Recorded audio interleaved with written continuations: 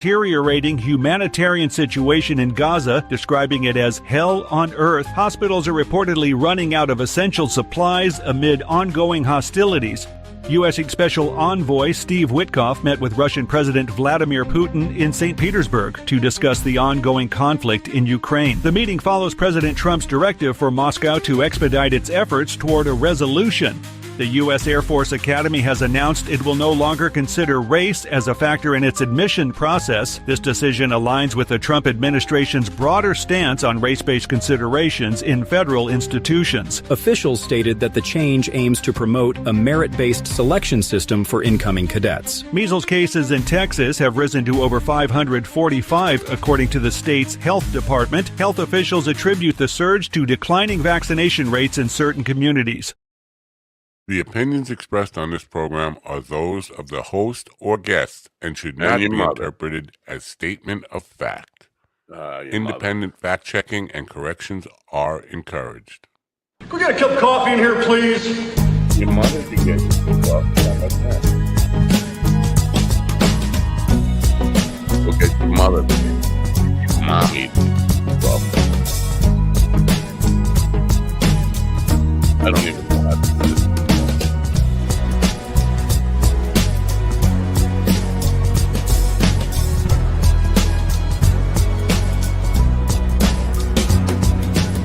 Damn good coffee. And hot. My dog is your mind's best friend. No, not.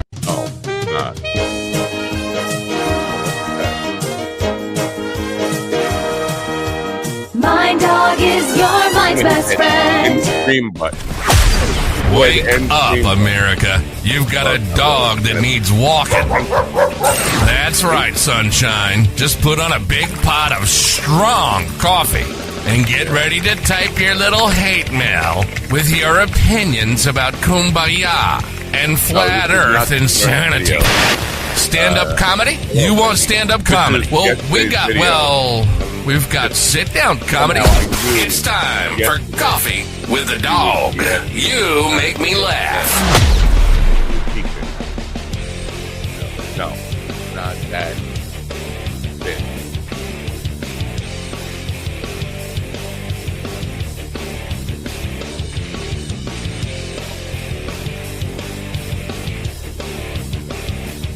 I could have went to halftime there. I didn't go to halftime.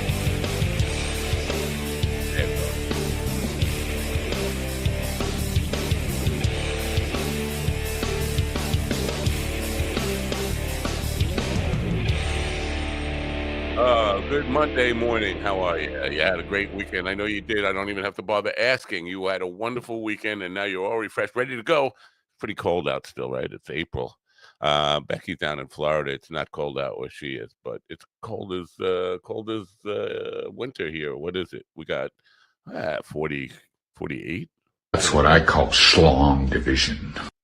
Yeah, Ron Kane, I have to go to his funeral, so I'm going to be stepping out in a little bit and leaving G.D. Fenderson, who doesn't have the respect to attend Ron's funeral today. Ron, as you know, was killed on the show Friday. We murdered him. I don't know. I think we edited that out, so if you go back and look, you might not see it. But farewell, Ron. Anyway, we'll move on. This weekend, the buzz is still about this Daniel Murray, Dave Smith, Joe Rogan thing. And I have to say, very few people are on board with the actual takeaway from that. They're all talking about Gaza, Israel. And I'll be honest with you. I don't know shit about what's going on in the Middle East or how to bring peace about in the Middle East. They've been fighting forever. They're fighting over religion. They're fighting over land that really fucking shitty land. It's not like farmland. It's not. I mean, there are parts of Trump would say a beautiful beachfront property, but come on, get along. That's all I say. And in every war, both sides will say the other side is the devil. And so not being there, not being an expert on it, not even really reading that much about it, I don't have an opinion well, my opinion is get along, you fucking idiots. Stop killing each other. That's my opinion. But I'm not going to get into the minutia of right and wrong. I know Hamas started the war. Hamas is a terrorist organization. They started the war, and I know they hide behind little children. Now, what are you going to do in a case like that? Just if it were one-on-one, a human endeavor, and you were fighting with somebody, and they picked up their own child to hide behind that child, you walk away, you're angry, and you'd say, you know what, that's fucking low. It's not the way we fight on the street. And then you come back at them and you say, put the kid down, or I'm going to hurt you and the kid. That's what you do in real life. Unfortunately, I'm going to hurt you. I'm coming after you. You have violated my sovereignty, my personal sovereignty, and I'm going to hurt you. And if you continue to hold your kid's going to get hurt. So I'm giving you advance warning. Put your kid down. Hide your kid. Get your kid out of this. And it's just going to be me and you. And so I think that's what Israel actually has done by giving them, you got 24 hours to get all the civilians out of the way, Hamas, or we're going to blow up the building that you're hiding in that happens to be a civilian building. I don't know that to be a fact. That's maybe my spoon-fed belief on the whole thing. I'm not going to get into, because I don't know the solutions there. But the big thing to me is this thing about podcasters and dopes like me and Rogan and Dave Smith. Now, when it comes to expertise, I'm going to say this, and it pains me to say this. Rogan is an expert at comedy. Not he's great. That doesn't mean I think he's a great comedian. I don't think he's funny at all. But he's been doing the job for 30 years. He's an expert at the business of comedy. I will say the same thing about Dave Smith. They are experts at the business of comedy. Neither one of them are experts in anything else. But they come off as experts in everything else. And they want to say, I'm an expert in stuff, even though Rogan will hide behind, I'm just an idiot. Don't listen to me. I'm just asking questions. And then he will say, Ray Epps is a agent provocateur, and if you don't believe that, you're a fucking idiot. Now, if you come out and say, this is my opinion, and if you don't agree with me, you're a fucking idiot, you are positioning yourself as an expert, no matter how you cut that. He wants it both ways. I'm not an expert. Don't listen to me. I'm just a clown. But if you disagree with me, you're a fucking idiot because my expertise. Dave Smith, the same thing. And neither of them have done anything in any field beyond comedy. They read things on the internet, and they read articles that tend to support what they want to believe, and then they are this far away from being Terrence Howard, where they'll memorize phrases, words, and use those in an argument. And that's what you see with all this stuff. And when Sam Harris called out Rogan last week as saying he's in over his head on so many subjects, he needs to have somebody riding shotgun that is more informed than his boy Jamie. And so Rogan got Dave Smith. Dave Smith is not more informed than Jamie. Dave Smith and Jamie have access to the same Google and Wikipedia pages. That is not, and they don't, when they read articles, they don't even remember who's writing it or take note of who the author of that article is. In other words, they're reading an echo chamber of things that support what they want to believe. There are certain people who want to take Israel's side, and there are certain people that want to take the Palestinian side or even Hamas's side. Now, they are not one and the same, but there are people who are on that side want to support Hamas. They do. Hamas is just doing what they're doing because their land was taken from them in 1948. None of this. I am not. This is way over my head. I am not a historian of the Middle East, but that's what the pro-Hamas people say. I don't want to get into that. just want to get into the fact that this is not a free speech argument. What Murray was saying, and I don't have any reason to want to support Douglas Murray, but what he was saying was not, you cannot talk about these things. You can talk about these things all you want. Don't put yourself out there as an expert, which is what Dave Smith does.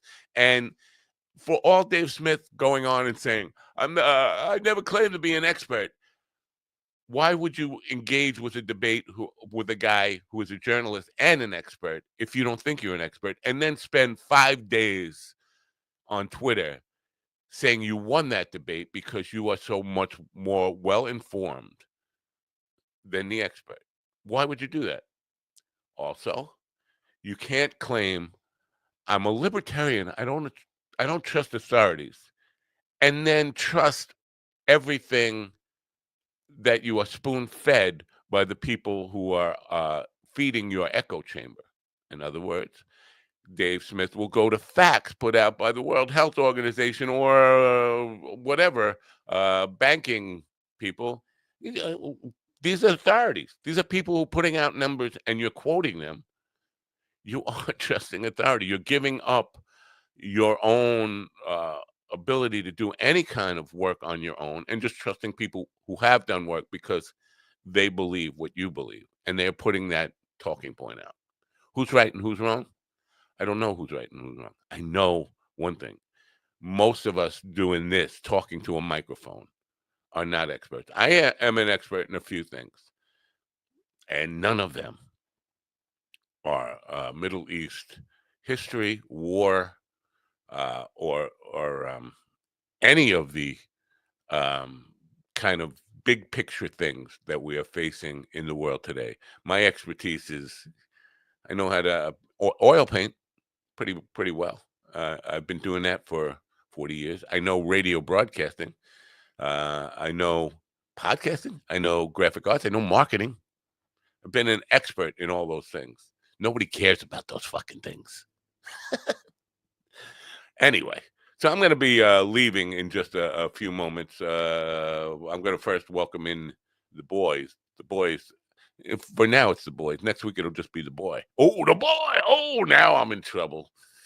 You know what? I should leave now. I should just walk out. Anyway, well, Becky's saying that at least they tried to debate and better than an argument. No, it was an argument. It absolutely was an argument because Dave Smith kept coming back and saying that's a non-argument.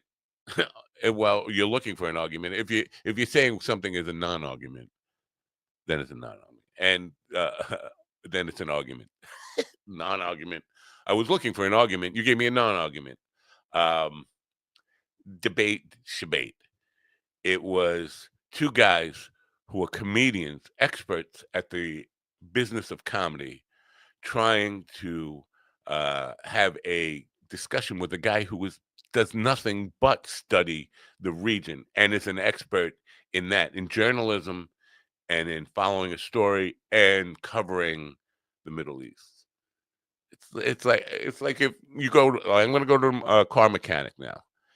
I'm going to bring my wife's car to a mechanic. I am not going to argue with him over what he's an expert in, because I may have read about, I know what a carburetor is. I don't know if you know this, but a carburetor. Well, never mind. So anyway, I'm going to play a commercial, and then we're going to say hello to GD and that other guy who I wanted to tell him, shut the fuck up, you dick. And then I'm going to step out, and it will be the GD program until I return with, in a second hour, we're going to meet a cyberpunk author, Mark Everglade. Not an alligator author. He's a cyberpunk author. And I'm going to explain to him how I'm a boomer, GD's a boomer, and we probably have no clue. I know I have no clue of what cyberpunk means. I know what cyber is, and I know what a punk is.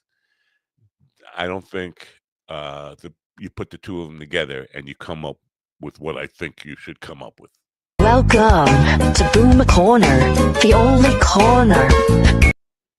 That's right. It's Boomer Corner. Anyway, right now I'm going to take some mind boom, see if I can calm down a little bit, and then we'll say hello to Mind Bloom is helping people achieve life-changing clinical and personal breakthroughs, alchemizing both the psychedelic medication, psychiatric care from psychiatric clinicians, coaches we call psychedelic guides, and a lot of content and meditations and programs into this really transformational experience that, because it's delivered at home, costs a lot less and is a lot more convenient for people to receive.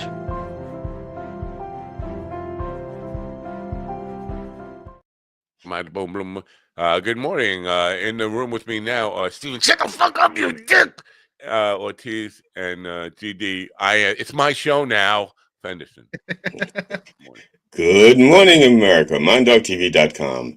I did not prepare anything because I thought we were going to have a different format, and so I thought I was going to be doing something else. Why do you have So I just like to say I'm not an expert. I am a former expert, a recovering expert.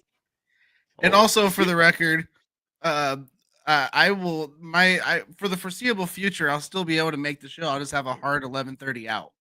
But hey. Well, I don't care about what's hard. Yeah, that's what got kicked off of AM radio. You guys are retards. Well, we could get back on AM radio, and I'm thinking. Well, we had one. We had an hour and 3 minutes on AM radio. We thought we had 2.5 hours on AM radio on Friday. We had an hour and 3 minutes until they pulled the plug. I did not find that out until 3 hours later. They didn't even let us finish. No. That sounds like a difficult date. They don't even let you finish. Yeah, they went to the bathroom and never came back. I didn't have that problem this weekend. I swear to God, Randy. Anyways, back to you, Matt. What's wrong with your microphone? Shut the fuck up. Oh, God. No, you know what's wrong with your microphone? It's working. What? It works. You know, it's funny you did the I don't know if you do this about me on my Facebook memories this morning. Popped up the Where's Willie thing you created, the Where's Waldo parody. You know what popped up in my memories? It seems like this is I hate to do this because it's like I'm doing what everybody I hate in podcast. They just talk about the people who used to be on the show, but I can't help now that you brought that up. In my memories, Willie saying how grateful he was for what a positive influence I was in his life. I felt like sharing it because, hello, the guy who's just too negative for your universe is he's like kissing my ass because at the time I was sending him money and toys and weed and all, and you know, all those things. As long as you just keep feeding him, you're a good guy. The minute you stop giving him things, giving him gifts, you're just too negative for me. Anyway, that's kind of like being a rice bowl Christian. You know, as long as you're giving me rice in my bowl or filling my bowl with rice, I will worship the God that you worship. But as soon as you stop feeding me, comedian. What the hell? I need money and toys. Yeah, we all do need money and toys. What kind of toys does Becky need? I'm not sure. I'm not sure if Live with Meter and No Measure Bachelor of Arts is aware that, huh? Live, not Live. I know they both spelled the same way. But I see Live. I don't know where you see Live. I see Live. You're gonna have to point that out to me. It's spelled Live. Live with Meter and No Measure Bachelor of Arts may not be aware that we were on AM radio, and it's not that we got kicked off of YouTube for words they don't like, but it was an AM radio station that kicked us off for words they didn't understand. Yeah, I'm a little actually. shocked. I'm not going to sugarcoat it. It was because of Ron. I'm not going to sugar. It was Ron and Steven who got us kicked off. Because soon as Matt said, "Okay, guys, we're on AM radio with a 7-second delay," Steven says, "Let's test it, motherfucker, cunt, asshole." Just like right off the bat. Play the tape. All I said was, "Can we say fuck?"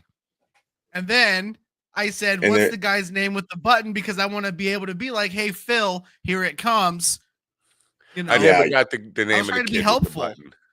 I never got the name of the kid with the Well, button. that's I the thing. should. But I feel like his name would be like he's a producer, right? I feel like if you're born to be a producer, your name is like Phil. He's a board op. He's a Or board op. He's not a producer. The difference. Board op just presses buttons. Producer actually is going out calling guests and booking stuff and making you're sure the telling show me a runs big on time greasy, and all. Yeah. big greasy guy named Phil can't be a board op. No. So yeah, I'm I don't. gonna step out and leave you guys to talk. I might not be back ever again.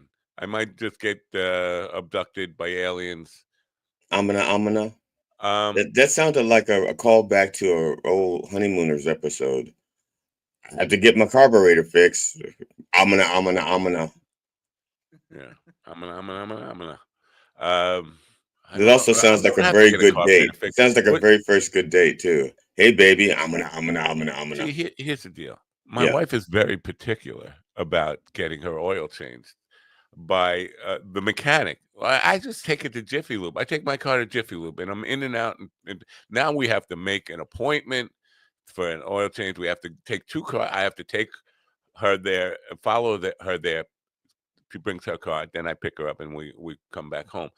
If you go to Jiffy Lube, you just drive through. You go sit in the office. You watch the television for half an hour. You're done. You pay $7,000, and they let you leave. Now I have a slight story. It's going to take about 48 seconds. 49, no, 52 seconds to tell. My stepson, before he became a full-blown Trumper, actually there wasn't a Trump to be a Trumper with. He was a Glenn Becker.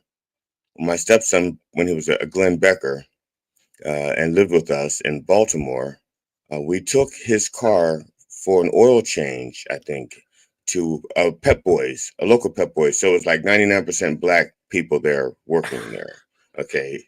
I mean, okay. And the They reason put why the I'm saying boys. this, They put the boys in Pep. yeah, they put there was 99 boys and one Pep. The I'm Pep was sorry. the manager. So the Pep was the Gladys Knight and the manager. Peps. Yeah, yeah. So there's 99 boys. 99 boys on the wall, 99 boys. Okay, so, so we take his car in to get an oil change and I guess a checkup or something. When he gets the car back, it's not running right. He hears this rattling sound. He opens up the carburetor and there are a bunch of chicken bones in there. Now, ever since then, I think that's when he became like, I don't like black people, even though he's white. He's living with me. I'm his stepfather. And Pep Boys ruined my stepson because up till then, I think he was warming up to black people. And I I'm was not saying he's turned racist, but against chickens. I'm not saying that my stepson is racist. I don't think he's racist, but I do believe that um, he is now predisposed to believing stereotypes that he hears about other groups because of what Pep Boys did with the chicken bones in his car. Chicken bones. Yeah, in the Maybe. carburetor. Yeah. Well, that's not the way to cook them. If you're gonna cook a chicken, not in the So carburetor. You put it, I don't know, on the top you of would the put it can. on that, yeah, put it right on top of the engine and Yeah. wrap it in foil, and then you want to turn it over every few dozen miles, so it gets a nice bit. Yeah, because I have a friend of mine from the South who cooks steaks like that when he's on like road trips. When he's taking long journeys, he wraps steaks in foil and puts it on the engine, and he drives. And then he knows. I mean, he is so good at this. He knows when to pull over and flip the steak. I didn't know he was actually driving. I mean, wow, that's a whole different. Yeah, yeah. And the reason why we found this out, and this is because we were helping my niece move from Ohio to Maryland, and one of the guys driving in the car with my mother, with my mother. Thank God he was there with my mother because I could never ride with my mother long distance. They're driving, and my mother goes, "Something smells good. Something smells like steak." He goes, "Oh yeah, I'm cooking a steak." He says, "I'm cooking a steak," and my mother is like thinking that she's riding with somebody who's joking. Goes like, "Oh, okay, yeah, right. We must have passed like a restaurant or something, and we can smell the steak." And my mother goes, "I'm really getting hungry now. Now I want a steak." He goes, "Well, there's enough to share." And my mother's like, "And so he pulls over, opens the hood, and just it's ready. Wow. That's Yeah. what I was going to say. You know by the smell. I got to run and try not to ruin the show too much. I mean, when I say ruin, I know I don't mean kill the entertainment value. Obviously, there is no entertainment value to kill. I mean, try not to get us booted off any other networks until I get back. Now, don't worry, man. We'll have the show back on AM radio in no time. Right. I'll be back in a little. All Welcome right. to Wheels in the Leg Man. Right. Or as we like to call him, sticks and stones. He's sticks because he walks on them, and I'm stones because I just look like it. I just look like I'm stoned. And That's it's right, basically Dr. it's the hay Dreads. fever. It's the hay fever. My sinuses have gotten me turning Japanese. I think I'm turning Japanese. I really think so. I just before I know Stephen. I know you want to talk about Bill Maher, and I just want to make this quick thing real quick. Yesterday, myself, the Reverend Dr. Reverend Jelly Roll, and my friend Douglas Adi went to the Japanese American Culture Festival in D.C. Because we wanted to see free Japanese in America before Trump deported them or had them thrown in camps. So we went to support them, give them a little money, and enjoy the culture while we can. And we're trying to visit every cultural festival in the country before all of those groups are, thrown in camps or just deported. So I encourage everyone to please support your local cultural events, your ethnic cultural events, whatever it is, if it's Polish, if it's Black, if it's Hispanic, if it's Italian, whatever it is, I support except for German. Well, okay, except for World War II Germany, you can. Okay, I was gonna say because I live really close to like this little Dutch area in Indiana, so it's they have the Dawson House and all that good stuff. And then I also support other cultures. I go to KFC, Taco Bell, Pizza Hut. So that's Italian, Black, you go to Chipotle. Chipotle, yep. So I support Texans and Mexicans. I did something. I learned something about myself that was so embarrassing. I learned it in real time. I don't know if you've ever, people are down. I don't know if you've ever learned something embarrassing about yourself in real time. So like you're learning it the same time the people you're interacting with are learning it. But my friend Doug says, why don't we eat at Spices? No, he lives in Hyattsville, and within like a mile of his house, there's like a dozen really good restaurants. I mean, really good restaurants, and they're not like chains. I think there's one chain that's Busboys and Poets, and they're not even a big chain. I don't even know how many locations Busboys and Poets has, but most of them are independently run places, or if they're franchised, they're not known as franchises. So I said, well, what Spices? He says, well, it's like Chipotle, but it's with Indian food. I said, okay. So I said, I'm sure, I'm game. So we go in there. Now, Doug orders his food just fine because he's been there before and he knows exactly what he wants, what he's doing. Bam. The Reverend orders he is very cultural. He is very, he's not like me. He's very cool. And he just orders his stuff, knows what he wants. It's my turn. And I have to order Indian food a la carte. I don't know enough about Indian food to be ordering a la carte. When I go into an Indian restaurant, there's like a dish. You go and it says, I'll have the tandoori this, I'll have the masala that. You don't guess, you don't have to pick what's going with it because they've made that decision for you. Only thing you're saying is, I want chicken and I want it tandoori style. I want chicken and I want it masala or whatever the other styles are. But this is a la carte. And am like a chemist with Indian ingredients. Okay. I am now working with a periodic table that I did not learn in high school. And so I see that, they first, like I said, it's like Chipotle. If you're familiar with Chipotle, I don't go to Chipotle. I don't know. So she said, and these are real authentic Indian people. And I don't mean, I mean like Asia, India. Good. And they have accents, and I'm not exactly sure what they're saying sometimes. But I'm trying to imitate the Reverend, but he and I don't have the same taste in food. Like I don't. Why didn't the Reverend give you some heads up to help you order? It's he ordered, and when it's like a line. You get your stuff and you move down. So by the time they're saying, "What would you like here? What would you like? What would you like on the bottom of your bowl? What would you like in the middle of your bowl? What kind of meat would you like?" How big was this line? You couldn't hear him? No, but I'm trying to think. He's ordering, and like for example, Doug went first. By the time the Reverend got down there, Doug was already like almost out the door with his food. He paid. These people know what they're doing. I mean, they're efficient. They got an assembly line. They don't fuck around because they're probably used to having lines of people. And it's like, okay, let's go, let's go. And Doug and the Reverend just knew what they were doing. I was like, and they pick up. They said something, and I'm like, well, first of all, I looked at the menu. Doug gave me a heads up. Doug says, you may want to start reading the menu now. Okay. I agree, Ian. That's what I would have done. And I started reading the menu. And I saw what I wanted. I thought. Turns out that was just the meat part. And that wasn't the rest of the stuff. And I'm thinking, okay, I'll take that, the tandoori chicken or whatever it is. I can't remember now. And so I go in and I'm at the front and I said, I want the tandoori chicken. And she looks at me and she said, a bowl. And I understood the word bowl, partially because she held up a bowl. Okay.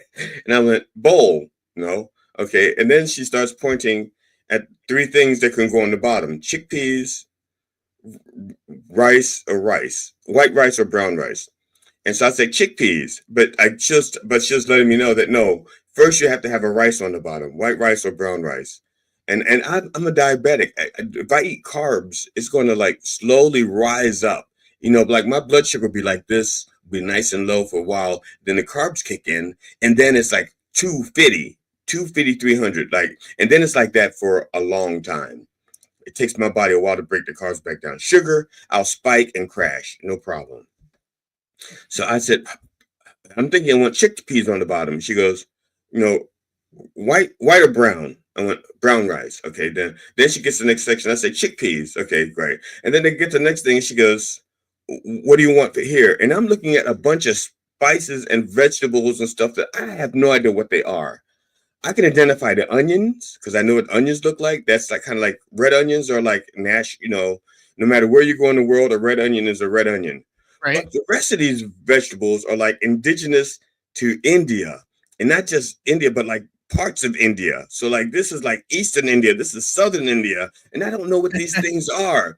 And I'm going, I'll take the red one and that pink one there and that little chopped up one right there.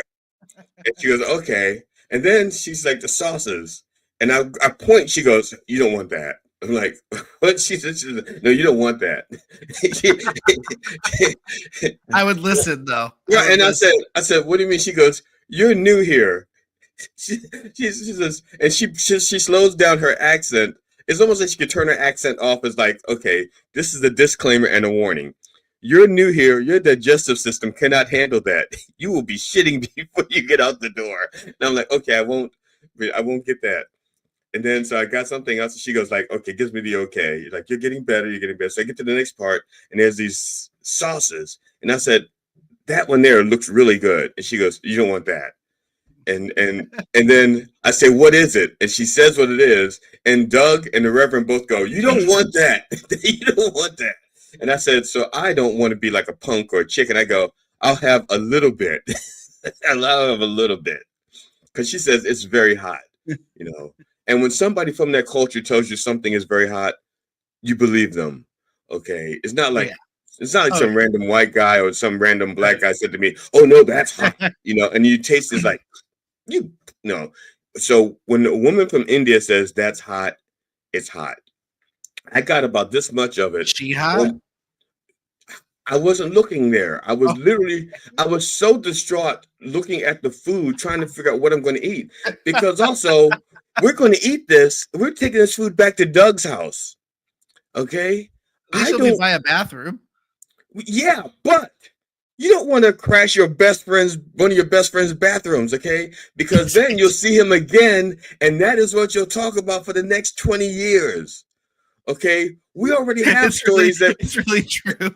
Right. We already have stories that we talk about for the past 40 years. I've known him since I was 18, and I'm 64. I'm 65 now. Damn. Yeah. So we have those stories that we still talk about when it's just us alone. So remember the time when it's like, yeah, that was some really bad coke, whatever.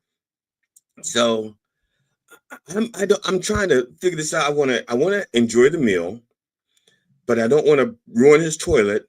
But then when I leave his house, I have a 90-minute drive. I don't want something to kick in, let's say 45 minutes into a 90-minute drive. And now That's what I call schlong division. The speed to the last 45 minutes to get to a toilet, because, there's not many toilets on a Sunday evening. There are not a lot of places that are open on a Sunday evening. You can say, I'll pull in there and use the bathroom. So I was very, very cautious. Now, the food was really good.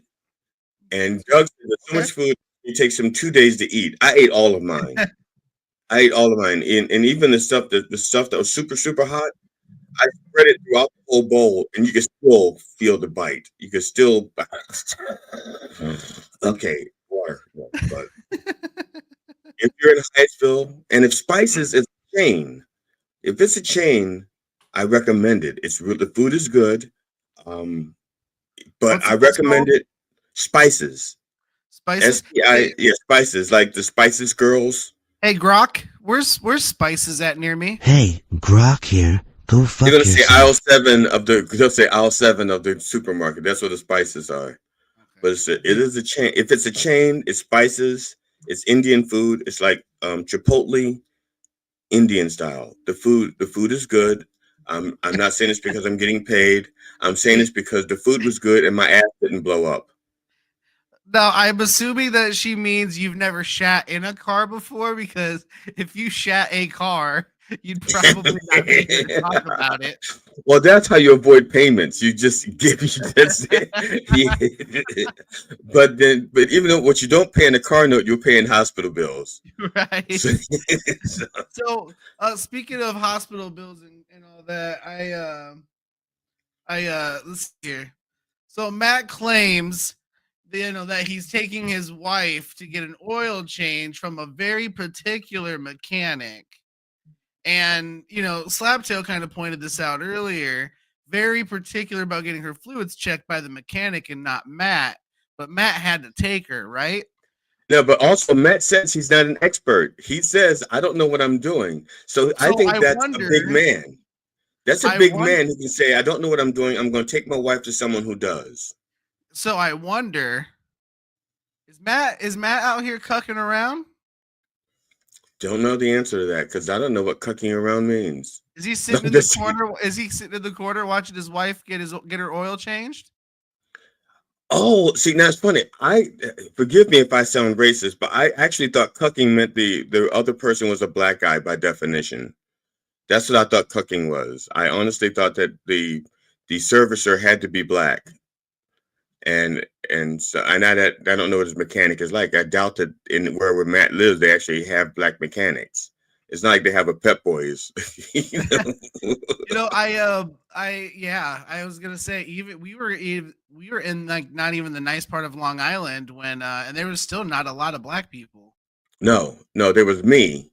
Yeah, and you. I mean, even I looked a little dark in comparison to some of them. Like it was weird. Yeah. Oh, speaking of dark, this is not a dark story. This is actually the antithesis of a dark story. When we were in line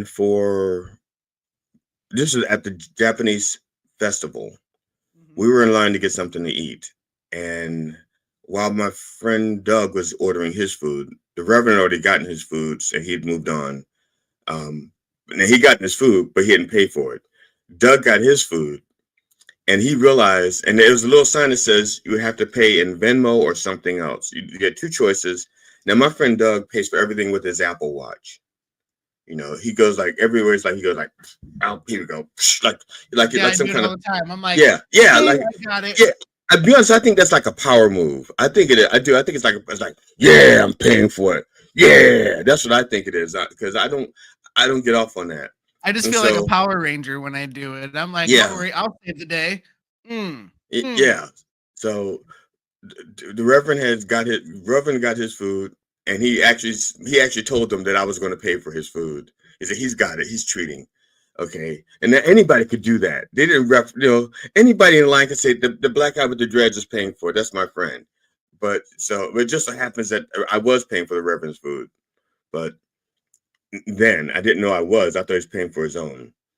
And then Doug gets his food, and Doug goes to do the power thing. It's like, and the lady goes, "No, we only do the Venmo," and he's like, "Fuck."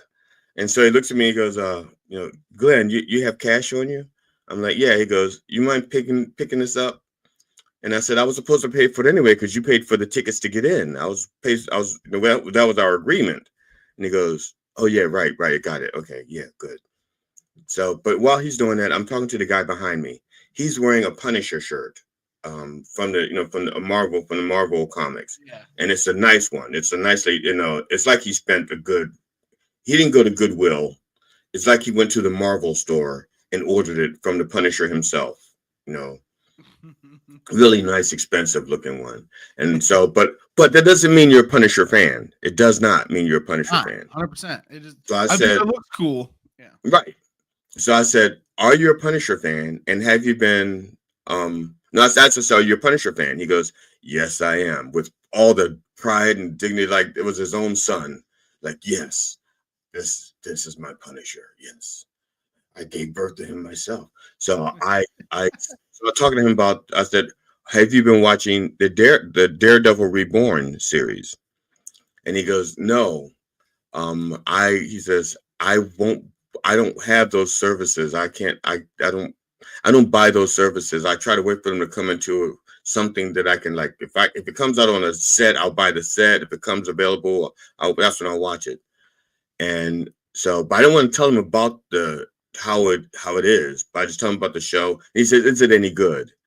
And I just go on about how good the show is. But then I realized it became like a little wonk. It's like, well, actually, episodes 1, 8, and 9 are the best episodes because they were written by the original crew who wrote the Netflix series. But episodes 2 through 7 were written by the new crew, and those aren't as good. So what they did was they tweaked them, and all of a sudden, I was like, I didn't realize that I didn't know I was that guy. I didn't know I was that guy. So that's twice I learned something new about myself in real time, that I can't order Indian food a la carte, but the guy, he looked like he started off being an albino, and when he got to right here, quit. He said, "You know something? I really don't like being an albino." But it's too late to change the skin color because it started with his toes, and so the whole body is albino. But he had dark eyes and Dr. Octavius haircut. From the cartoon, yeah. Yeah. It looks like Lego hair. Yes, he had the Dr. Octavius haircut and dark eyes, but other than that, everything else was albino. So he could have been wearing contacts, but they didn't look like contacts. That's weird. And if you look at his facial structure, his bone structure, he was actually a very handsome guy. His face was very chiseled, but it was just kind of bizarre because I kept thinking, did he start off albino and just stop? Or did he start off like Michael Jackson and whiten up? And then I couldn't tell his actual race. Because I've known some black albinos, and you could tell they were black because of the hair. Even though the hair was blonde, it was like the curly, the afro hair. But his hair was straight. The nappity. Yeah, it was the nappity. I'm sorry. I didn't go on. You want to talk about Bill Maher. Oh, so let's do you're that. good. You're good, man. No, you're good. Go on. No, I was just there was no point to the story, and someone else would say, "Is there a point to the story?" It's like, no. And they're saying, "Are you saying this because you like to hear yourself talk?" It's like, no. I just had the thought, and my mouth doesn't shut off on its own. I have a no point story too. So yeah. Over the weekend, I had a friend over, wife, and you dropped out. You dropped out. You froze. You said what? Over the weekend I had a friend who, but you said I had a friend who. Oh. White. So I had a friend over the weekend, and we were having game night Saturday night. Now, wait a minute. Is that a real game night, or is that a euphemism for sex? Well, I mean that too, but no, it was that we had an actual game night. Like we played Cards Against Humanity. Yeah, we got that game. And my brother decided to use that as a way to just subtly roast me all night and embarrass me in front of her in ways that he knew would only get me and him to laugh. So, like, no matter what card he played, it was about you. Was he just somehow. Here's the thing: we have the base set game, and then we have like 10 expansion packs. So all of the white cards. So all the white cards are mixed together. All the black cards are mixed together. So as it should be. Yeah, there should be a mixed race game. So there's just there's like 2,000 options of cards to get, and somehow he was just getting the right one every time to fuck with me. As an example, my brother and I got a sample pack of Blue Chew, and we saved them for tonight because there's no kids at the house. It's just us adults. Is you and your brother going to use Blue Chew with each other? Not with each other. He had his wife and I had a lady friend over, so it was just we saved them for that night. I took mine. You're young. Why do you need it? Because it's funny. It's not. Well, it's not. Well, it is funny, but mostly because for me, it's been like 2 months since I've had any action, and I didn't want to just go in there and be done in 10 seconds. I wanted to, Well, there are methods that will, without the pills. I know there are methods, but yeah. I'm a millennial. Of course, I went to pills first. But anyway, so as soon as I take it, I'm like chewing it. It tastes like shit, and he immediately. And Which because you're an avid ass eater. Go ahead.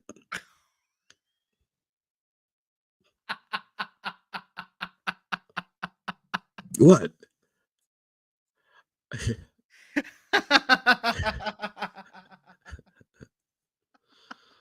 Okay. Anyways, true, but also, so we both took it at the same time, and I play my card that I have to read is what is one thing you secretly do to prepare for a date, and the card he plays is male enhancement.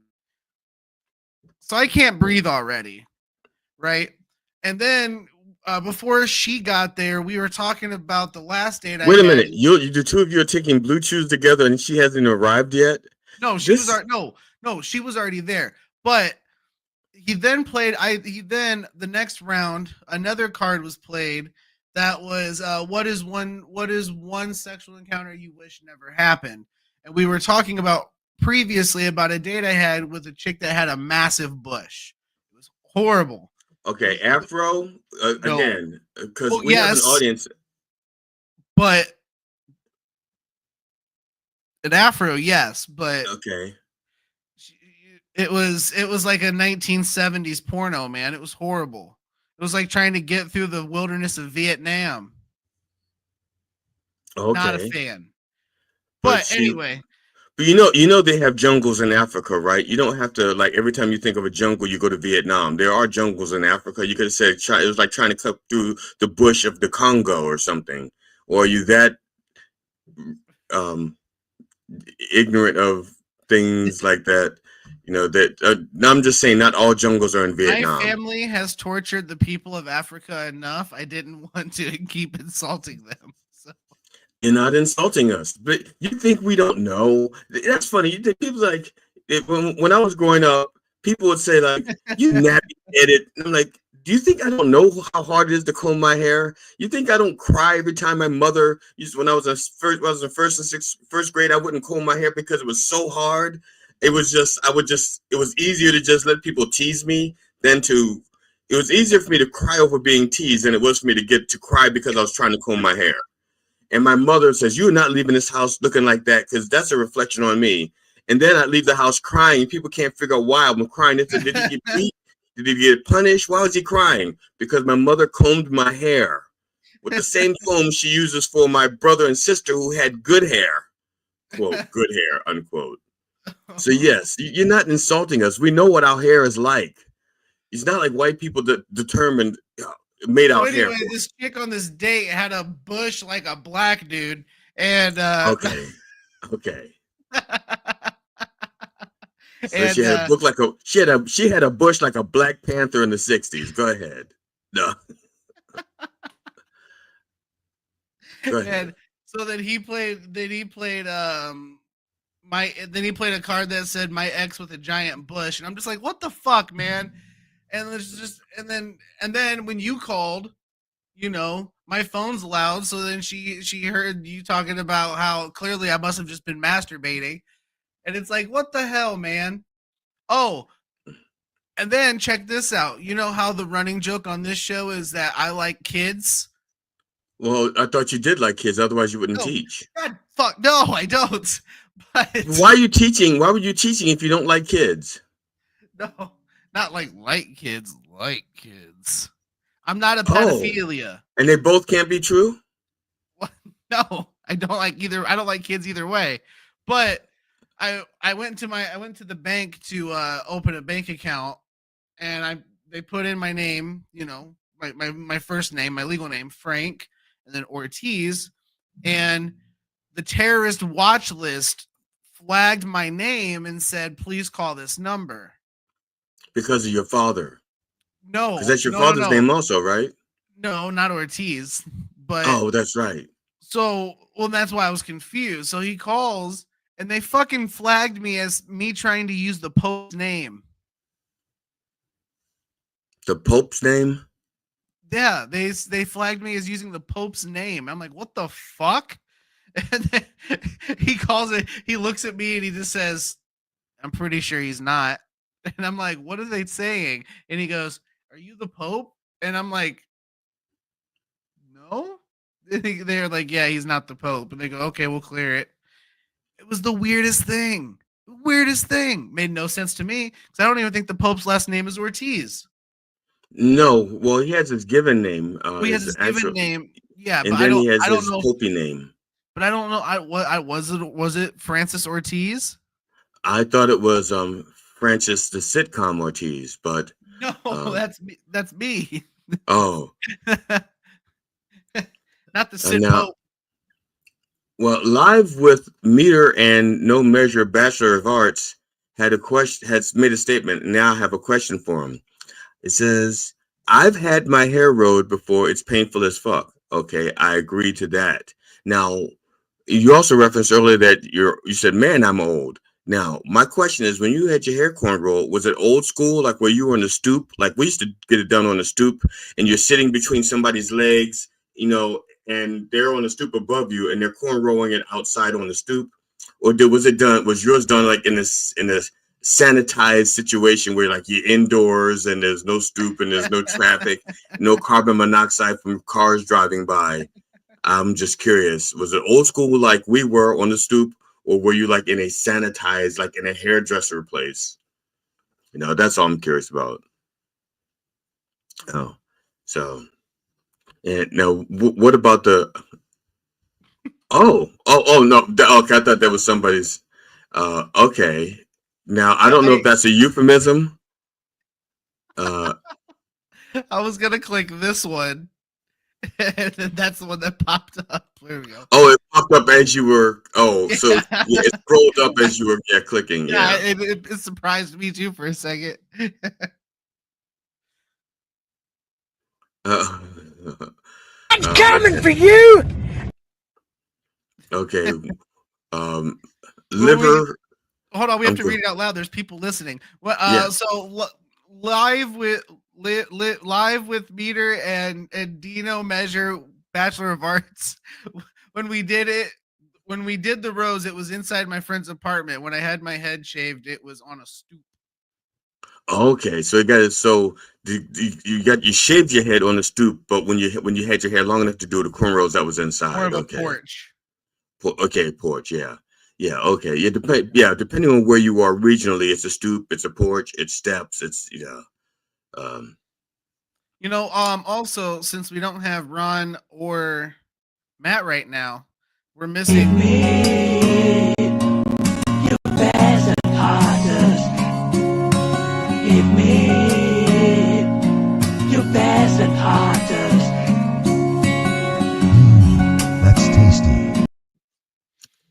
Just for the record, I don't miss the sound effects. Okay, just for the record, I don't You miss the know? sound effects. No, Finish inside me. no, I don't miss the sound effects at all. I've done my years of radio, and and even when I was a disc jockey on a radio station, I did not use sound effects unless I made them myself with my mouth or organic. I didn't. You never We used had Mannequin pussy. no. I mean, we had cards. It's funny. We had cards in the cart, and they were like it was like 8-track things. They looped around. It was like an endless loop. Oh, so it would be like this. Vagina. Vagina. Yeah, but the carts were like 10-second, 15-second, 30-second, 1-minute carts like that. And so you know how long, basically, because if you had like a 1-minute commercial to put in a cart, you don't want to put it on a 30-second cart. Or if you have a 30-second commercial, you don't want to put it on a 1-minute cart because you got 30 seconds of silence. So you kind of like had to match it up. Yeah, it is a weird sound effect. You can thank Ron for that. He's gone. Ron is gone, and these are relics of Ron. Actually, that's why I was wearing this hat, because I went shopping the other day and I found Ron's taxidermy. So yeah. Yeah. Now I'm one that once they're gone, I just like to forget people, plain and simple. Wow. No, it's nothing. That is not true. That's not true, because when I left, you were still texting and calling me like an No, ex-girlfriend. I meant on the job itself. I mean, once you left, I put up a tombstone. I gave you a gravestone. You did. And Beautiful. because that's it. You're dead. That's it. But you keep coming back. And so I didn't put people message and ask if I was actually dead. Well, that's okay. That means they love you, or you owe them money and they want to make sure they can still get paid. Yeah. So, no, yeah, I have a tendency. I have a tendency to want to move on. Once things are done, let's move on. Like if it weren't for you guys, I wouldn't even discuss the Willie thing anymore. I don't try. Actually, I don't even bring him up. I do like to say. Honestly, I do like to say, I didn't know this about me, but because I think that's funny. It is funny, but it's not because of Willie. It's because I think that's funny. Yeah. No, I get it though. The memory thing though, because like my 1-year anniversary of being on this show was like a week ago or something like that. Well, I was working, but now the stuff is popping up from when Willie disappeared. Where he was still on good terms, because he was tagged in a lot of it. So it's like, where's Willie? And check your local airports. And I like to move on. I don't like to look back, and unless it's like a playful thing, but I don't like to look back. I try to learn from the experience that I can learn from it. Whatever good I can learn from it, I take that with me. And then the rest of it I just leave behind. Unless I'm doing comedy and I need to find something, it's like, oh yeah, I've lived through that, and let's call on that. Yeah. We have no idea, but it's not second hour yet. He's got till 10:15. Yeah, but we have to play the news here in 2 minutes. Yeah, we can play the news, and you can. Is it a soundbite or a video? No, it's just an audio thing. Oh, I see it. As a matter of fact, yeah, you played when you hit the news. Let me know, because we're going to be acting it out for people who are watching. So like, is it News in 60 or Newscast 2? No, News in 60. So, but I just need to have. Just give me a second, because I need to have all the characters in the news. I gotta have my lighter, because they talk about Josh Shapiro's house, being on fire. I have to have the fire. And if they wait a minute, I need blood. I need blood, because we're gonna talk about Passover, right? Oh, well, I can do that. There we go. That's for my Passover friends. People can't see that behind me. Thank you guys for tuning in to the Salt and Pepper Comedy Hour. Yeah, I'm going to bend over just so so that you can see.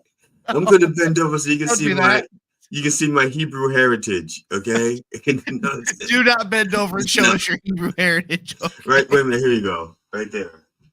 See. There. See.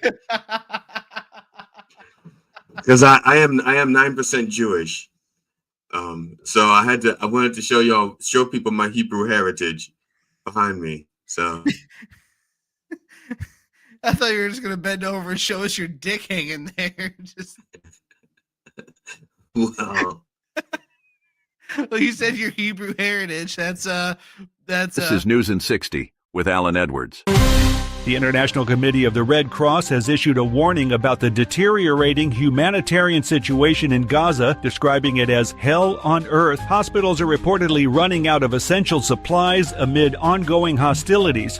U.S. Special Envoy Steve Witkoff met with Russian President Vladimir Putin in St. Petersburg to discuss the ongoing conflict in Ukraine. The meeting follows President Trump's directive for Moscow to expedite its efforts toward a resolution. The U.S. Air Force Academy has announced it will no longer consider race as a factor in its admission process. This decision aligns with the Trump administration's broader stance on race-based considerations in federal institutions. Officials stated that the change aims to promote a merit-based selection system for incoming cadets. Measles cases in Texas have risen to over 545, according to the state's health department. Health officials attribute the surge to declining vaccination rates in certain communities. boy, that was a great reenactment from G.D. Fenderson. thank you. That was wonderful, man. That was it was like a really awkward interpretive dance, and I'm here Because the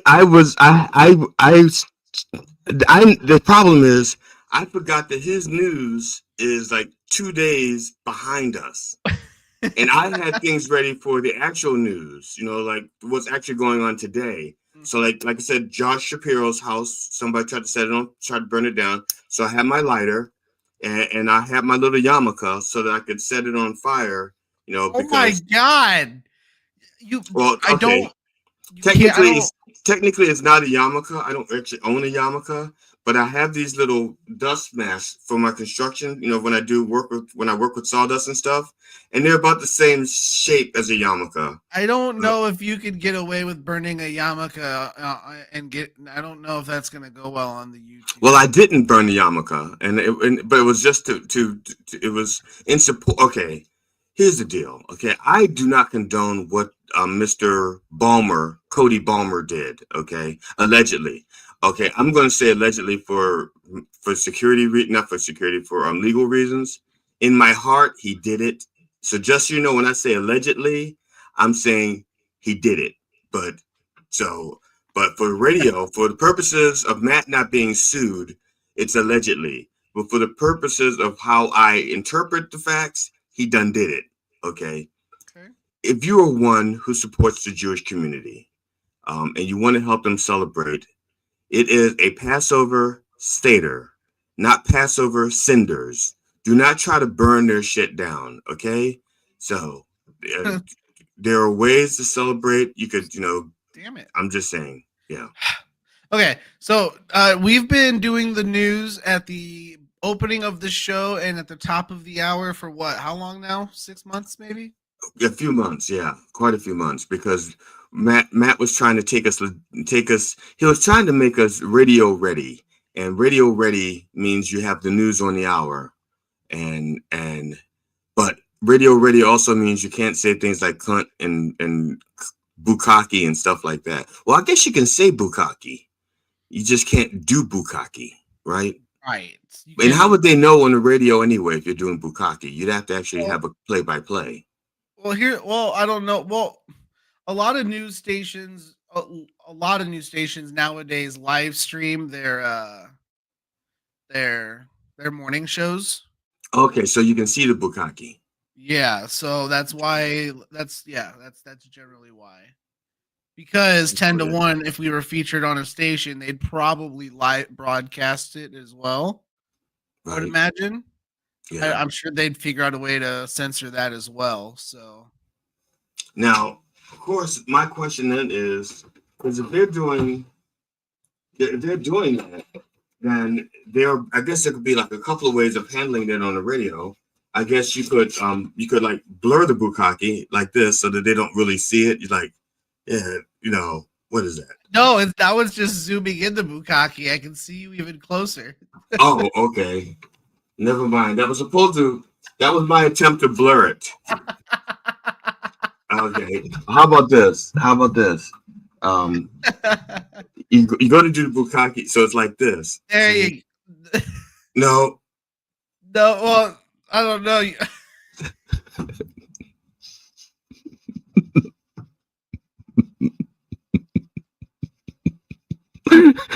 don't, Steven, you have to talk. This is that is so. I don't know why I never thought of doing this before. Well, how about this? Wait a minute, let me get that right. I can't breathe. Hold on.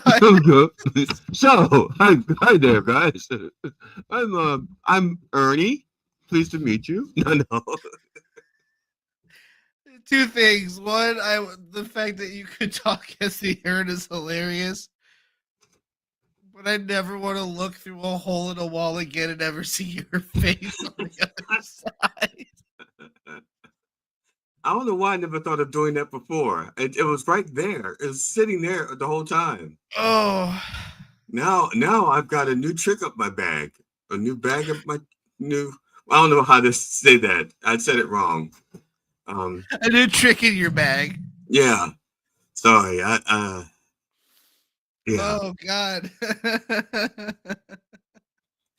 So you were talking. You were doing. Did you want to go back to not talking about Bill?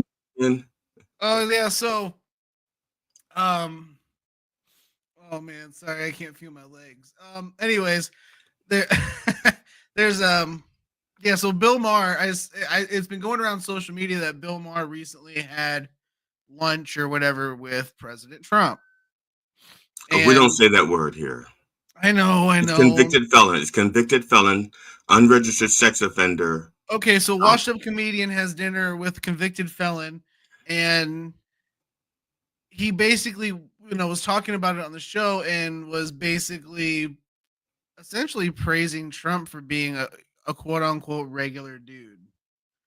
And how he, was just a normal guy and how he has a sense of humor and and if anyone gave him any shit about it, like they're just a piece of shit and blah blah blah. Okay. It was just a really weird turn of character and everything for I don't know. It felt off.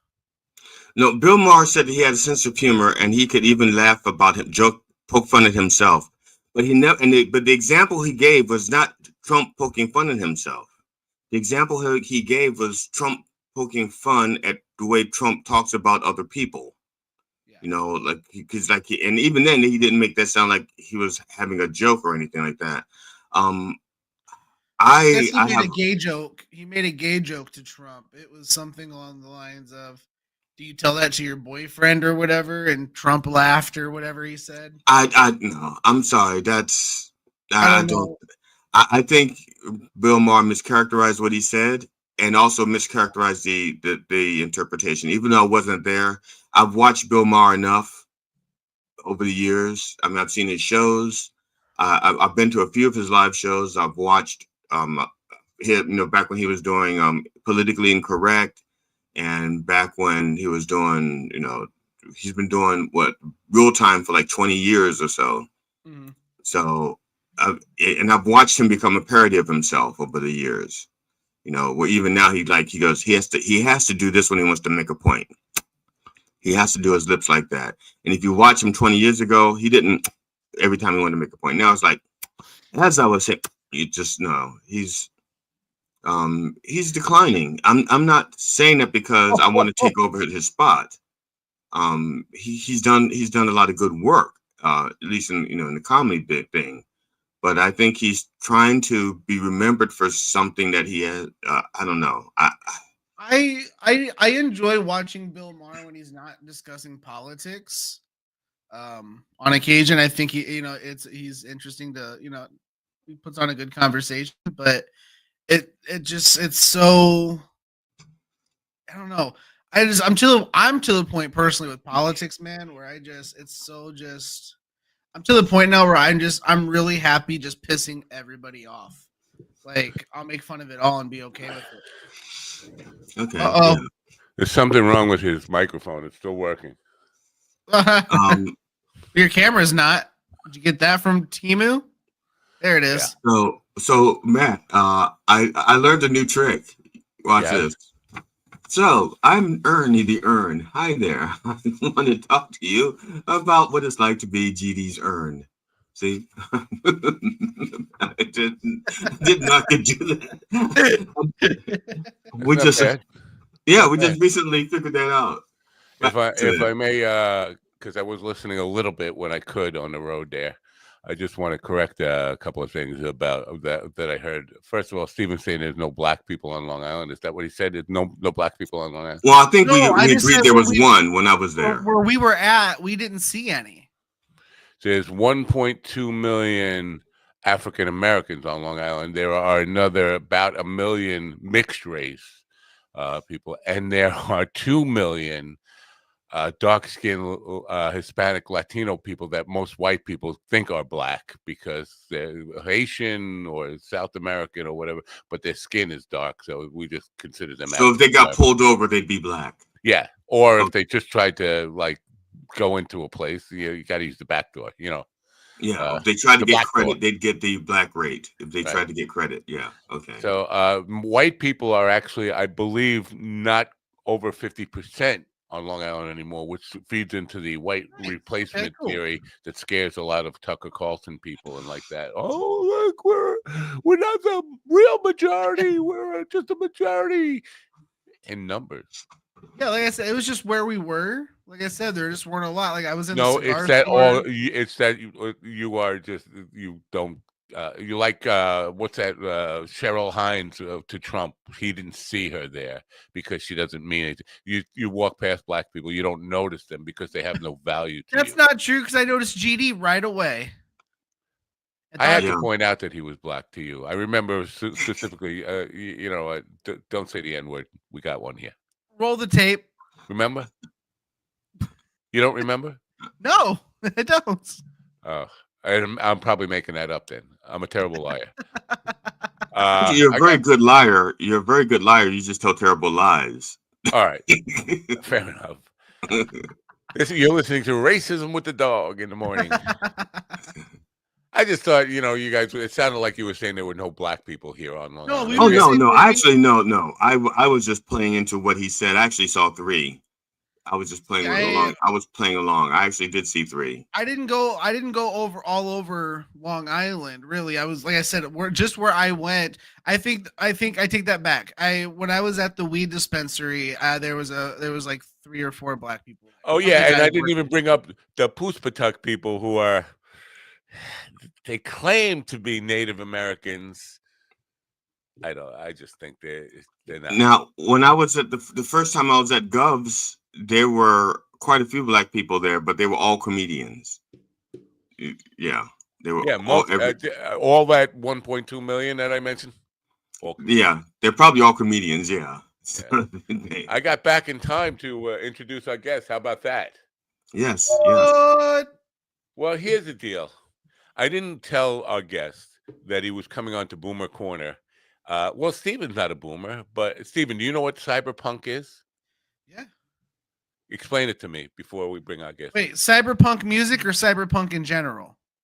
I think cyberpunk as a genre of novels. Writing, genre of writing, yeah. That would be futuristic, dystopian, with a hard techno edge. Would be my guess. We'll see how he described it. Mark Everglade is also. I don't know if you know this. I thought. See, now I was reading. He described it as profitable. I think that's how he described it as profitable. I don't know if you know this about Mark Everglade, but he's also a national treasure. Park, Everglade National Reserve or something. Everglade. It is a national. Well, it is like a national. I don't know if you know this. I don't know if I know this. Mark Everglade is a traditionally published cyberpunk author. Tradition of cyberpunk. There's a long tradition of cyberpunk. Traditionally published cyberpunk author who has written 4 novels. He has sold thousands of books, with his first novel hitting number 5 in its genre. Should have had my glasses changed along with the oil, right? Let's just get on to Mark. I could tell you this about Mark. He doesn't know how to hold a guitar. Good morning, Mark Everglade. You're looking down. Hello. Good morning. Can you see us Thank and you hear so us? much for having me this morning. Yeah. Okay. You don't know how to I can hold the see it guitar. quite well. That guitar you're holding in the Oh picture. yeah, I can you're hold a holding guitar. it like this. That's not how you play it, I got a right? guitar right behind me. What do you mean? All right. Oh yeah, that one's just for the picture. Yeah. Welcome to Boomer Corner. So I don't know if you heard Steven's definition of cyberpunk. How would you define cyberpunk for a couple of boomers who don't know what the hell it is? I mean, I like that, Stephen. I like the hard techno edge. I like the dystopian. I like, those keywords. I think that's a large part of it. Cyberpunk, in addition, I mean, as you were saying, it was also a science fiction genre. It is a subgenre. It is dystopian. It started in around approximately 1982, maybe 5 years earlier, with people like Kevin Jeter, Bruce Bethke, who came up with the word. And this was really, it came out of the late 80s. It came out of the fears of the Cold War. It came out of the post-Vietnam era, where people were becoming disenchanted with the government, kind of post-hippie, and then, adding that techno edge. It's really about the relationship that we have as a society to technology and how that changes our interpersonal relations. Social media today, for instance, pros, cons. It's about the relationship between the rich and the poor. So kind of a conflict theory too, which of course dystopian is going to come up and amplify. So yeah, I like that. So there's some political aspect to this when you talk about the income inequality part of it. There's definitely some relationship to that. H.G. Wells would be a cyberpunk writer today, wouldn't he? The Time Machine. Wells. It's interesting. There are a lot of from the earlier eras. There's a lot of people, whether you're talking about Wells or Bradbury or the Brave New World or Asimov with I, Robot. A lot of that all came, kind of accumulated into the cyberpunk of the 80s. What changed was kind of like the tone just became so hard and so aggressive and so cold and so technological that it kind of brought those ideas, into a and it sucked all the warmth out of them. Now, I see that in the Matrix. I have a question for you real quick. Your book, Kill Switch, it's called Kill Switch Overkill. Now that's coming out in May. It's not out yet, right? It's coming out in May. Correct. One of the reviews here says it's Neuromancer meets Waterworld and The Sixth Sense. I don't know about Neuromancer. I'm not familiar with that at all. The Sixth Sense, I really did like. But then it says Waterworld. Now, Waterworld so much. I did. Waterworld, Waterworld is like takes a big hit when it comes to movies. Now, again, I don't know if they're comparing your book to the movies or to the books themselves, because if Waterworld was a book, it could have been a really good book.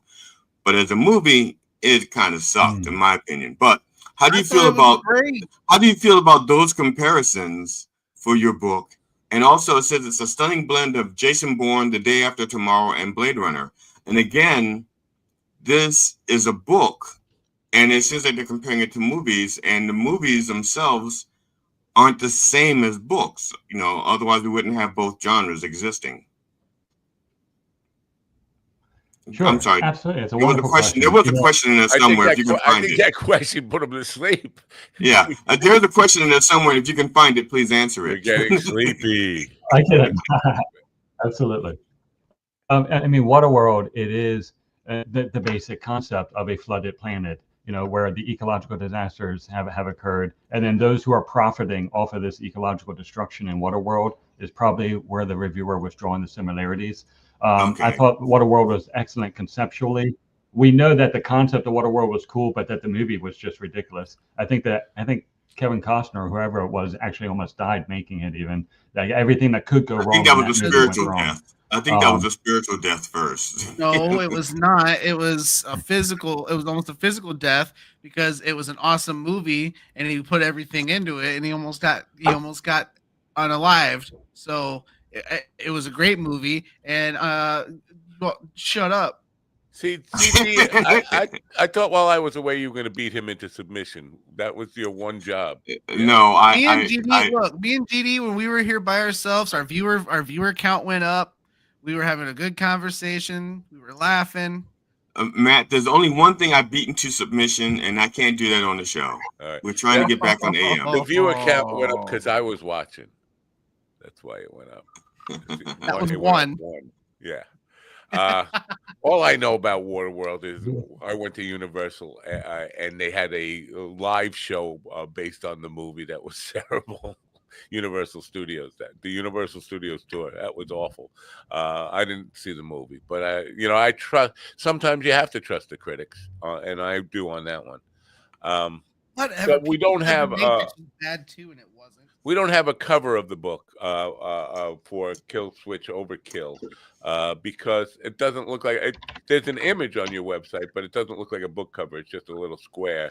The imagery is all futuristic stuff. Do you use AI for that? For the covers of all your books and the imagery that's on your website? It's ironic because I write about the horrors of AI taking over societies and things, and I'm the first to use AI to create book covers. And so, yes, I use AI. I can put the link to the book cover in the chat if you'd like. Yeah, sure. So I'll throw that in there in the chat. All right, I'll get it while you're. Because it's like a Amazon pre-order. Oh, there it is. Why did I find it on the? All right. Now, I have a question also, With Mark. the comparison. Go ahead. No, I was just going to I was just going to finish that. With the, okay. Go ahead, you finish. It sounds like Willie's back. Is Willie back? I think I'm off rhythm, the latency. To address what you asked about the Sixth Sense, yes, it's kind of like the Sixth Sense, but imagine that the boy isn't a ghost, but he's digital and he doesn't realize it. He's virtual and he doesn't realize it. And so that's kind of the twist there. I dig it. Of course you dig it. But please. Is your readership not boomers? Is young people like Stephen, children, basically dumb children like Stephen? Young people do read more literature, ironically, according to the Pew Research, than older people. I guess they have a lot more time to do so, for one thing. However, cyberpunk is a word that the younger generations do not actually really. They think it's a video game and that's it. They'll use other words to describe things like dystopian, but cyberpunk, that word is kind of becoming lost. They think basically it's something that a game studio made up the other day, and they don't realize the 50-year history is what I find. Now, my question so my readers do tend to be middle age. Mm-hmm. My question is, your style of writing is cyberpunk, but you also moonlight as a musician or sunlight as a musician. What type is your music also cyberpunk?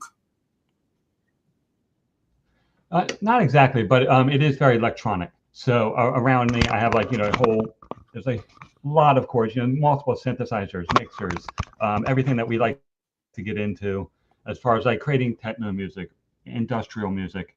When you think of cyberpunk music, you think of two things. You think of, say, Nine Inch Nails, that hard industrial edge, synthesizers, German techno. But then you also kind of think of bands that were more experimental, Kraftwerk, or say Sonic Yellow Youth, Orchestra. Noise. No, I wouldn't call Yellow Orchestra cyberpunk, but Oh yeah, but that's definitely that kind of. It's still that vibe. Yellow Light Orchestra, Magic Yellow Light Orchestra, I think it was. But yeah, they were definitely along that lines of Kraftwerk and all. Yeah. Yeah. When you said, I thought you said Casper. I was like, wait a minute, Casper. Kraftwerk, Kraft. Kraftwerk with a K. Yeah. I was like, she's a model and she's looking good. That kind of stuff. Very cool. That's my down. Yeah. As the world becomes a real dystopia, is it becoming harder to fictionalize or do anything that is kind of provocative in people's minds because we are already there, right? We talked about AI, robotics is on the way. It seems like governments are falling apart, endless wars for no reason that anybody could figure out, and chaos. So is it becoming harder to fictionalize any of this stuff? Yeah, it's a great question. William Gibson, who wrote like Johnny Mnemonic, the movie, for instance, another great concept but poor movie. He said that the future is already here. It's just not evenly distributed yet. So many of the things we wrote about in dystopian literature, yes, these things are coming to fruition every day. And is it harder to, science fiction has always been about the present. We put things we write in the future, but we're really talking about the present day problems of our society. Even 50s science fiction were really addressing problems of that time period. And it is weird when you do write things, though, and you see them increasingly becoming reflected when we're talking about, say, Elon Musk creating brain implants, for instance. It's not like any tool. Technology is not always good or bad. It's a tool that can be used either way. But it is interesting to examine who has access to it and who can use it for what purposes and profit. You bet. Ever write anything? Because this is kind of the thing in joke theft, which Stephen knows a lot about, which he's an expert in, by the way. But the big claim is it's just parallel thinking, right? Ever write anything like that about like science fiction or the future, and then say, "Holy shit! I didn't just make that up. It's a real thing. I just didn't know about it." Parallel thinking kind of stuff. Oh yeah, not so much. My publisher James Hill is a science fiction author, and he wrote about corporations becoming their own countries, though, in his book Pegasus. And so that was, probably like in the 70s that it was written. And today we actually see this becoming true, that you could have corporations like Facebook and Twitter that actually become their own nations, not just metaphorically, in terms, but actually own land. And there's this whole idea of what do they call it? The network state overpowering the nation state. And it's a pretty deep idea. Yeah, it's kind of like them becoming Vaticans, where it's a country, it's its own little country inside of a country. Oh, with their own popes. Wait, we already touched on racism and politics. Now you're going to bring religion in. We're just going to kill everybody in the audience. Well, I like to think of myself as an equal opportunity genocider. All right, fine. That's fine. Now, in writing this stuff, does it affect your psyche? Do you depress yourself, or are you an optimist? What's your outlook on the world as somebody who is writing really dark, futuristic type of scenarios? How do you keep from killing yourself is the question.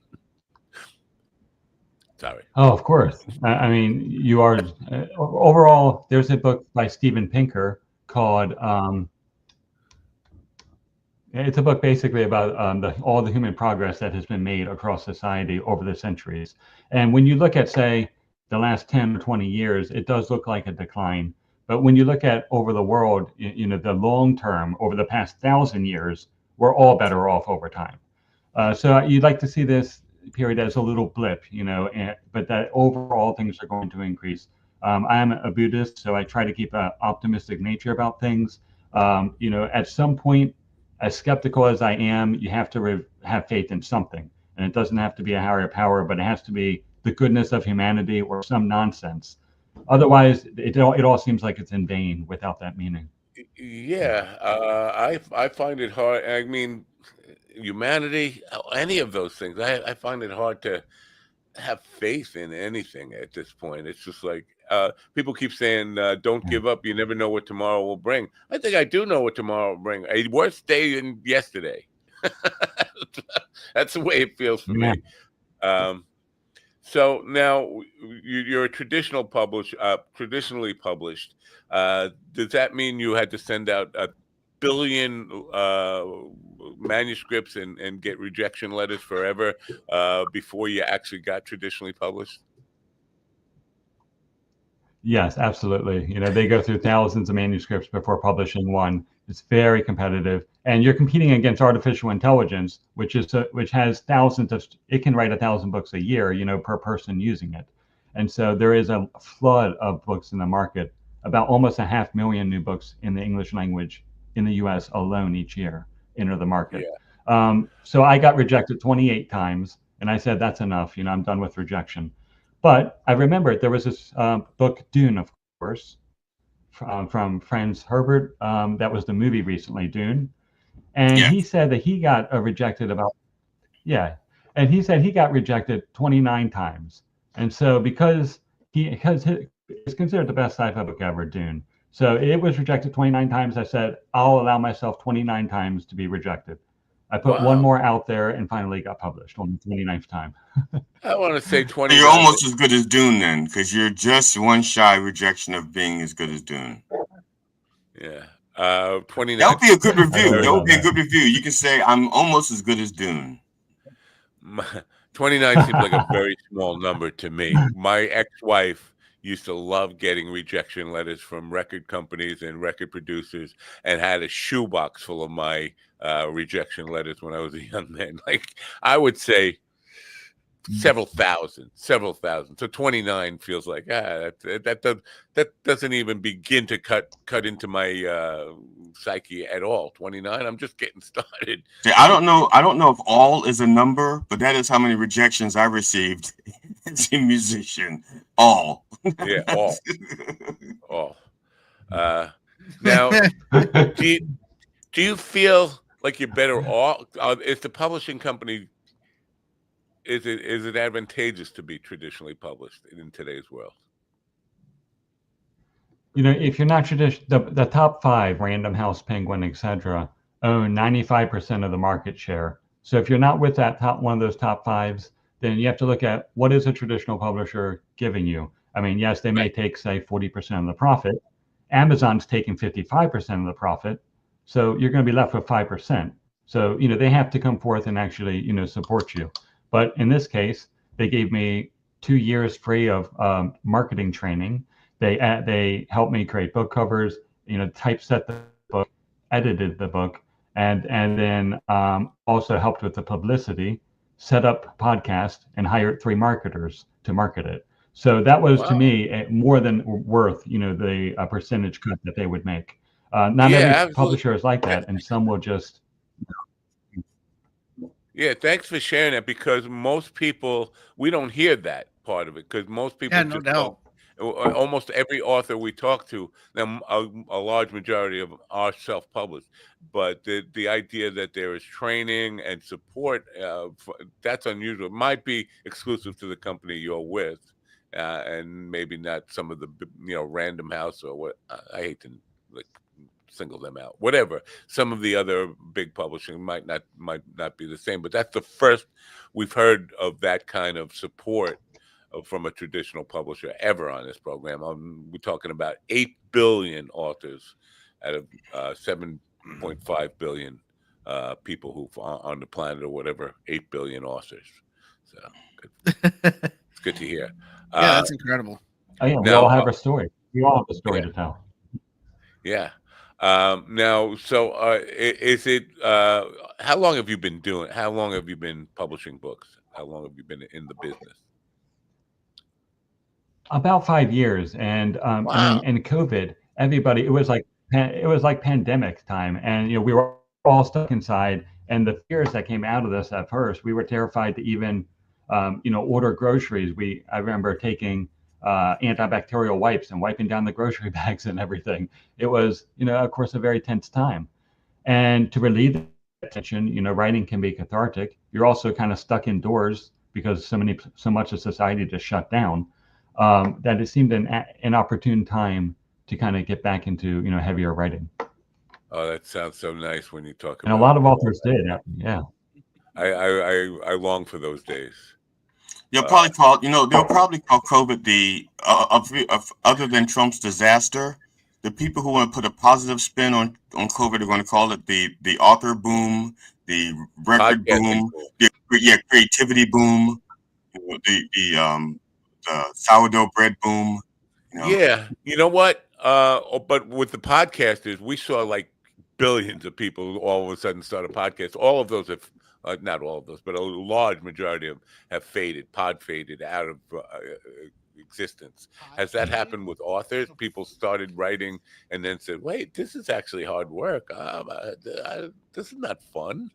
But they still got that one book. They got their one book Absolutely. and done. There's also a one and done syndrome. Like I have a one story I want to tell. I told it, that's it. I'm going back to being a junkie or whatever it is that they do when they're not being authors. Yeah. Well, I'm thinking of like Ernest Hemingway. Yes. He was a and huge that actually drunkie. Drunk. He was a drunk. Yeah, between books. Between Yeah, books, yeah. I think. Yeah. Well, you're right about AI. What is your perspective on it? Because this is something we talk about. Obviously, a lot of people talking about this all the time now because it's a reality that we're faced with. Where do we? Is there any kind of desire to limit it to what it was intended to do, which is the work we don't want to do instead of the creative stuff that we want to do? We seem to have it backwards. We're giving all the fun stuff to the robots and artificial intelligence, and now we're doing the laundry for robots, and we're doing the dishes for robots, and we're doing the dirty work for robots. Is there, in your mind, is there any intention or any will to kind of limit our use away from the creative part? Because as you talk about, there are so many apps that are writing books for people, writing music for people, making films for people. It doesn't seem like there's any will to limit the use of it. What's your take on that? There isn't. It's the opposite.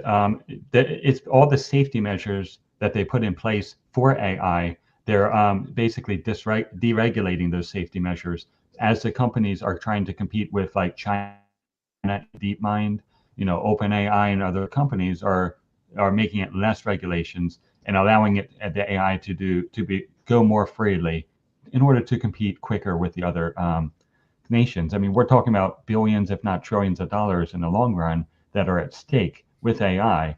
There are, ideas that it's going to replace jobs, creative jobs. It's really good at replacing. One of the Black Mirror is a dystopian TV show that the AI wrote an entire season for Black Mirror. It was absolutely horrible. It was ridiculous. But that was one example. Or there's been a few thousand jobs in the U.S. that have been replaced by AI now. They tend to be technical coding jobs, but you can definitely see the idea that I think overall about 14% of the worldwide workforce has been reduced because of AI and automation.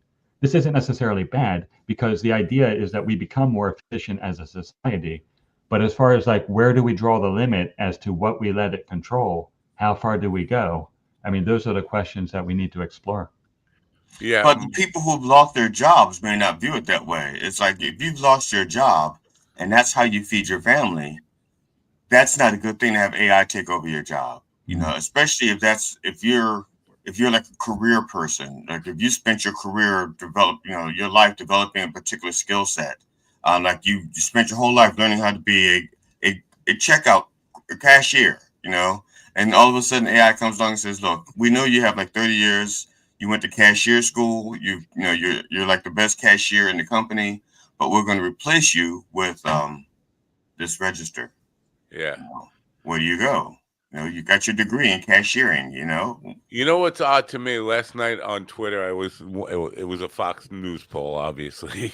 When I tell you what it was about the percentage of Americans who think we need to become a manufacturing country again, and it's 83% of people in America. This is a high number. Think we should be a manufacturing should be the most important industry in this country. And then when you ask them how many people want to work in a factory, it dropped to 10% or 18% or something. It's ridiculous, from 83 down to 18. The next follow-up question I would have is, how many of you want to raise your children to grow up to work in a factory? And I think that would probably be around 1% or 0 or something like that. I don't know, because if you look at a lot of the conservative rules that they're like in Florida, They're making it so that children can work overnight. If you're 14 years old, you can, work overnight at a factory and then go to school the Yeah, next day. but they want kids to work in factories, just not my kid, right? Okay, yeah, It's okay, your kid, gotcha. your Okay, I got you. 14-year-old. I got you. I got Yeah. you. But yeah, I don't know. I don't. It's where we draw the limit on this stuff, and how it can actually be used, because it's coming. We can't deny that it's coming, or in some ways already here.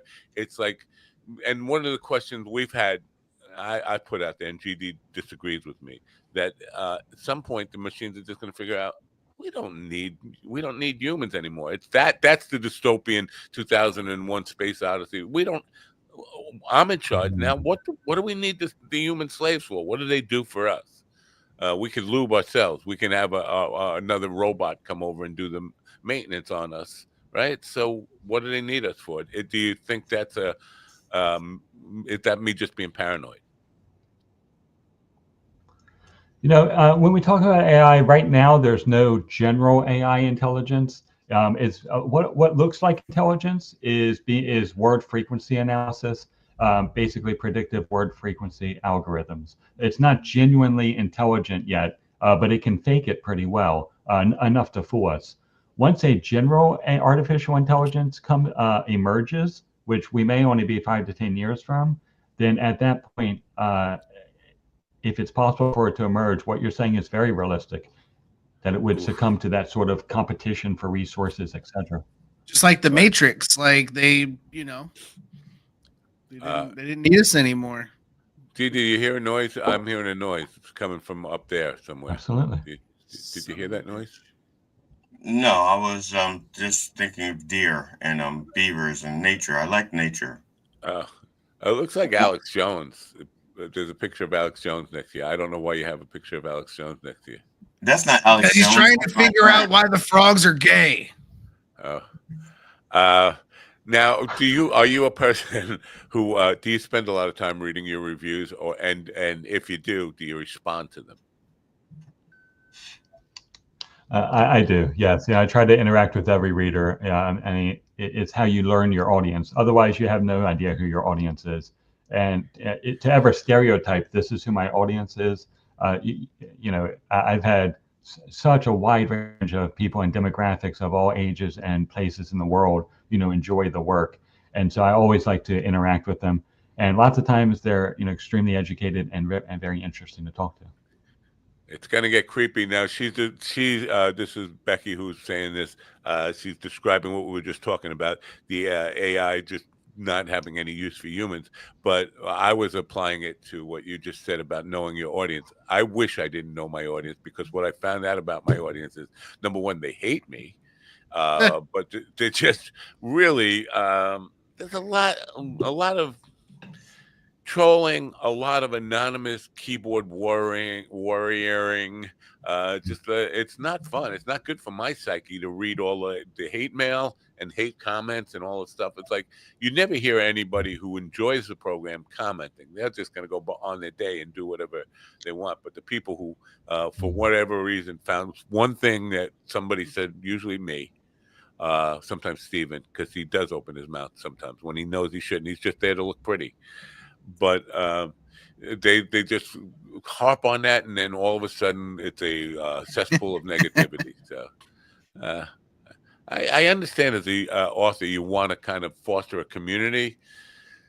It's, how do you weed out the trolling? Because people who just have nothing better to do, they don't even read the book. They're just going to come back and just leave a hateful comment. There's a lot of that. So. Well, one of the things we did online is to create basically like a holiday, a trademarked day, Cyberpunk Day. And so every year it's celebrated in October. And Cyberpunk Day was something, it's like cyberpunkday.com. And most years for the past 5 years, we've run it. And it basically is an opportunity to connect people who like this kind of stuff to one another, to foster discussions surrounding it, and to allow content creators to interact with the audience. And so we have different events we do. We have everything from live synth concert collaborations to people getting together and writing short stories together. and lots of presentations from people like Mike Pondsmith. He was the guy whose ideas generated Cyberpunk 2077.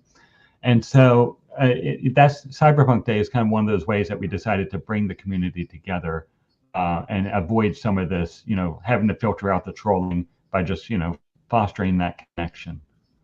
Does as you're writing futuristic or futuristic themes, does the creative process get hard because it feels like you've done everything that you can imagine writing about in futuristic terms, and now you really have to open up to where else can I go in futuristic type of thing? I would run out pretty quickly. I'd run out in like 20 seconds. I'd be like, I don't know. I thought of a laser with a cat jumping on the wall, and that's as far as I got.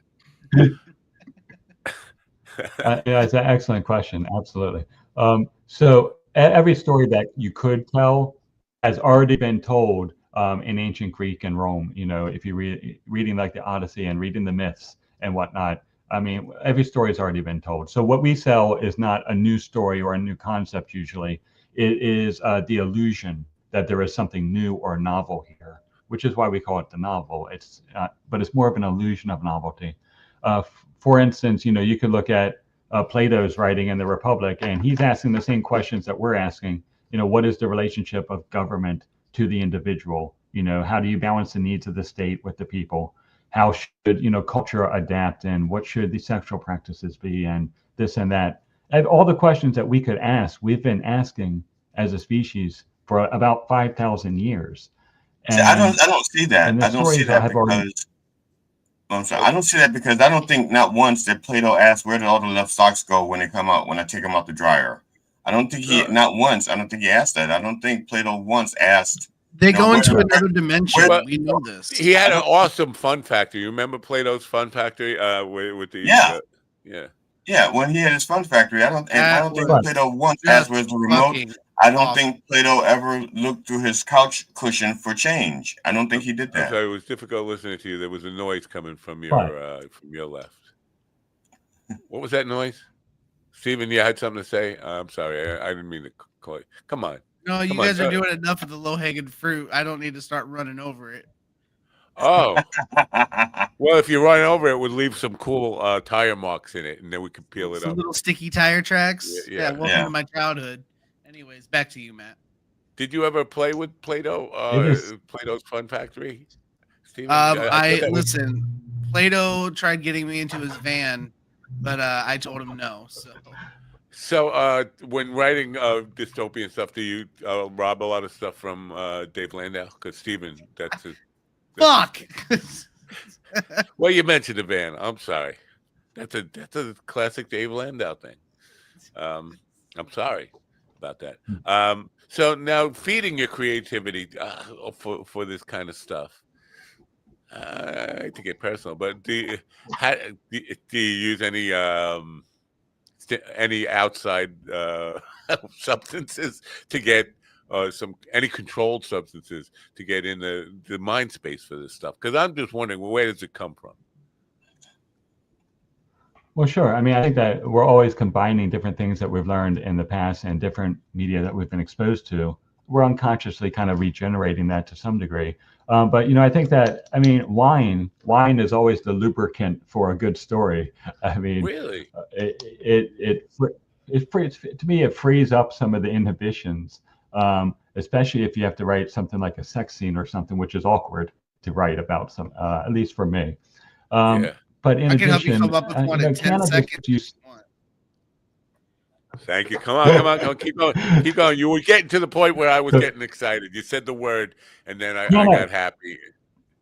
Oh yeah, yeah. So cannabis, is one of those things that generates creativity, but sometimes what comes out of it just doesn't make much sense the next day.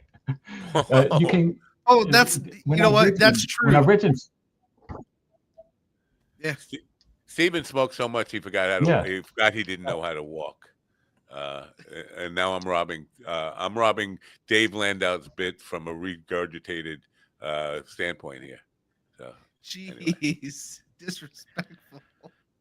Why did I bring that up? No, but the wine as a lubricant, I think we've tested that on Steven. We had to put a little roofie in it, but it did work. We got him sleeping on his belly, and Okay, look, it's I misheard him. I honestly, Mark, I misheard you. I thought you said lie as a lubricant, like LIE. Like so if you don't have it gives you permission to write about things. So you're like, talking about writing a sex scene and lie as lubricant. Okay, well, so the sex isn't as good, so you lie about it. I was just wondering. So I misunderstood. Now it's. What do you think about that? Because Leo Kottke, he said he was talking. He had his kid in the back seat, but he was in a documentary. He was talking about the essence of creativity is all being able to tell a lie. And then he caught his kid in a lie. He said, "I knew I had a creative, an author, or a musician, or an artist." The minute he caught his kid telling it a lie. Do you think that that there's some truth to that lie about lying about truth? Or is it, am I lying to myself about what just happened? He never really said that. That's the question. Yeah, this is like that problem. Like he's lying, or I'm lying. One of us is lying, but the other person isn't. But if I say this is true, that's a lie. It's that whole problem of is there lying and deception for creativity? I mean, you have to deceive the reader on every page to some degree, or else you'll give away the whole plot. The character's motivations have to be real. They have to be something that seem like this is going to happen, and the plot has to be somewhat formulaic and predictable, or things will seem outlandish, unbelievable, like they're coming out of left field, out of nowhere.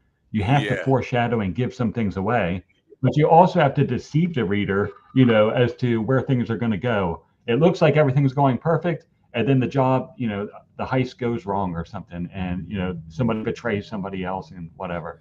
And so that takes some empathy with the audience. It does. Yeah, in magic, and I'm sure this is not the only place that used the term suspension of disbelief. If the audience ever stops suspending their disbelief and just says, "This is just too far for me to go with you," you've lost them, and your whole effort is shot. So the trick is to lie to them in some degree, but keep it believable. Always keep it believable, and that's a tightrope. That's a tricky thing to walk. As a writer, are you disciplined? Do you kind of set up a regiment for yourself? Same time every day, same place every day, or do you just let the whim of creativity hit you? It's got to be the whim. Anything that's forced just seems like it's kind of like I love to play guitar, but I couldn't major in college in music because then it's forced, and that's not what creativity is to me. And so there's no regiment, but 95% of the time is you're focusing on the business aspects of it, especially with me running a company that markets dystopian books. Only 5% is actually the creative process, and most of that is reading your work 12, 15, 20 times, which is 350 pages. You're reading it 20 times over. You're just rereading thousands of times. It is a labor of love. I will say that. Well, this has been my problem. And I've, what so many creatives are not good at business and hate the business part of it, that it turns them off to it. But when you talk about repeating, and I used to love the music industry when I would write songs. The minute you're done writing a song, you think it's the greatest thing in the world. Then you go teach it to the band. Then you get to the recording studio. By the time you say roll a tape, that's how old I am. I'm talking about rolling the tape. What's a tape? It was already an old song by then. And then you do it 100 times, 100 takes before you say that's a good one. Then you go in and you start working on overdubs and listening back in the mixing process. By the time the song is mixed, I hate that song. That song I loved when I finally finished the last word or last notes. And I loved it. I thought it was the greatest song ever. By the time, and then I get to the mixing, I hate that song. I never want to hear it again. Do you ever? What is that? That's tape. What's a tape? What's a top A? Tape. Like what I put on a box when I send things. Well, hopefully he's got some razor blades, which were not meant for the tape, but for the wrist. Scotch tape. Yeah, that's what I put on. That's what I put on presents. Scotch tape. Yeah.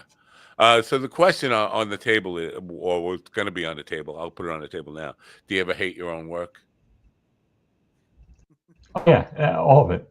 Yeah, that's one of the reasons I write something else, because you read it. I hate my work. A lot of authors are very sensitive and self-critical, and we look at what we wrote in the past, and it makes me cringe. And I'm like, oh no, I can do better than this. And I won't write Yeah. a new book unless I think it's actually better than the one before.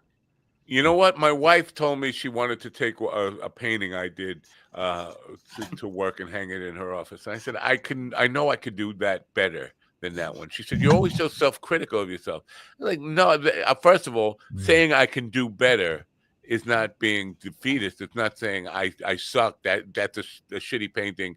Don't use it. I can't. That's as good as. I'm saying I know I could do better. I think that's not a too self-critical. I know it, but I saw somebody on a painting thing again on Facebook, and they said, "I'm really happy with the results." I was like, "That should be your final painting then. If you're ever really happy with your work, then give up. You're done. You don't have to do anything more. The key to being an artist is always being somewhat dissatisfied with your work, so that you're pushed to do better next time. That's my take on it. What is your? Do you agree with that? Because it sounds like you do. Oh, absolutely. Yeah, it's an excellent comment, because there's a saying that a work of art is never completed; it's just abandoned. You get to some Yeah. point where it's good enough, and it just has to be let go of, and you have to move on.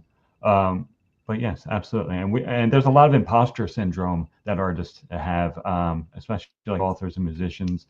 It's very easy to, and it's kind of odd when you compare, like, say, in music, you compare your stuff. It might be technically complex, and then you compare it to what's on the radio, which is often very simple, and the simple often wins out over the more complex work, I find.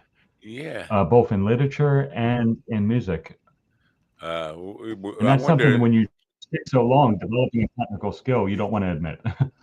Do you guys see any correlation between what Mark just said and comedy? The idea that simple wins out over, like, too long a premise, too much setup time, too much didn't get to the punchline. You can go ahead, Stephen, because my answer is going to be better. So you go ahead, and Yeah, that's fair. Also, no fuck imposter you, syndrome. Yeah, no imposter syndrome. He needs a little bit, just a touch. No, I think yes and no. I think it depends on the storyteller. Because if you have somebody like Bert Kreischer, who is admittedly a really good storyteller, their setup could be their premise could be as good as the punchline, and as the end laugh. Versus somebody like Anthony Jeselnik, his jokes are they're short, they're easy to understand, they're quick and to the point, they're punchy, and they're just as funny. He will sell out as big of a place as Bert Kreischer could. It's it just depends on the storyteller. I think it's like a comparison between TikTok and a YouTube video. Like TikTok. The shorts are like 90 seconds, and yeah, they're more popular because most people don't have that attention span. But if you're the type of person who's not, your art form is not conducive to the short, snappy thing, yeah, sure, they may be more popular.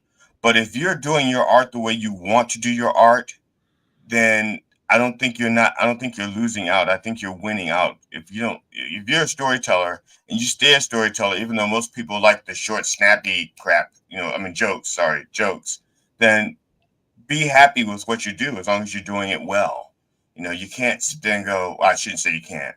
I don't sit here and dwell on the fact that I'm not popular, because I'm doing my art the way I want to do it.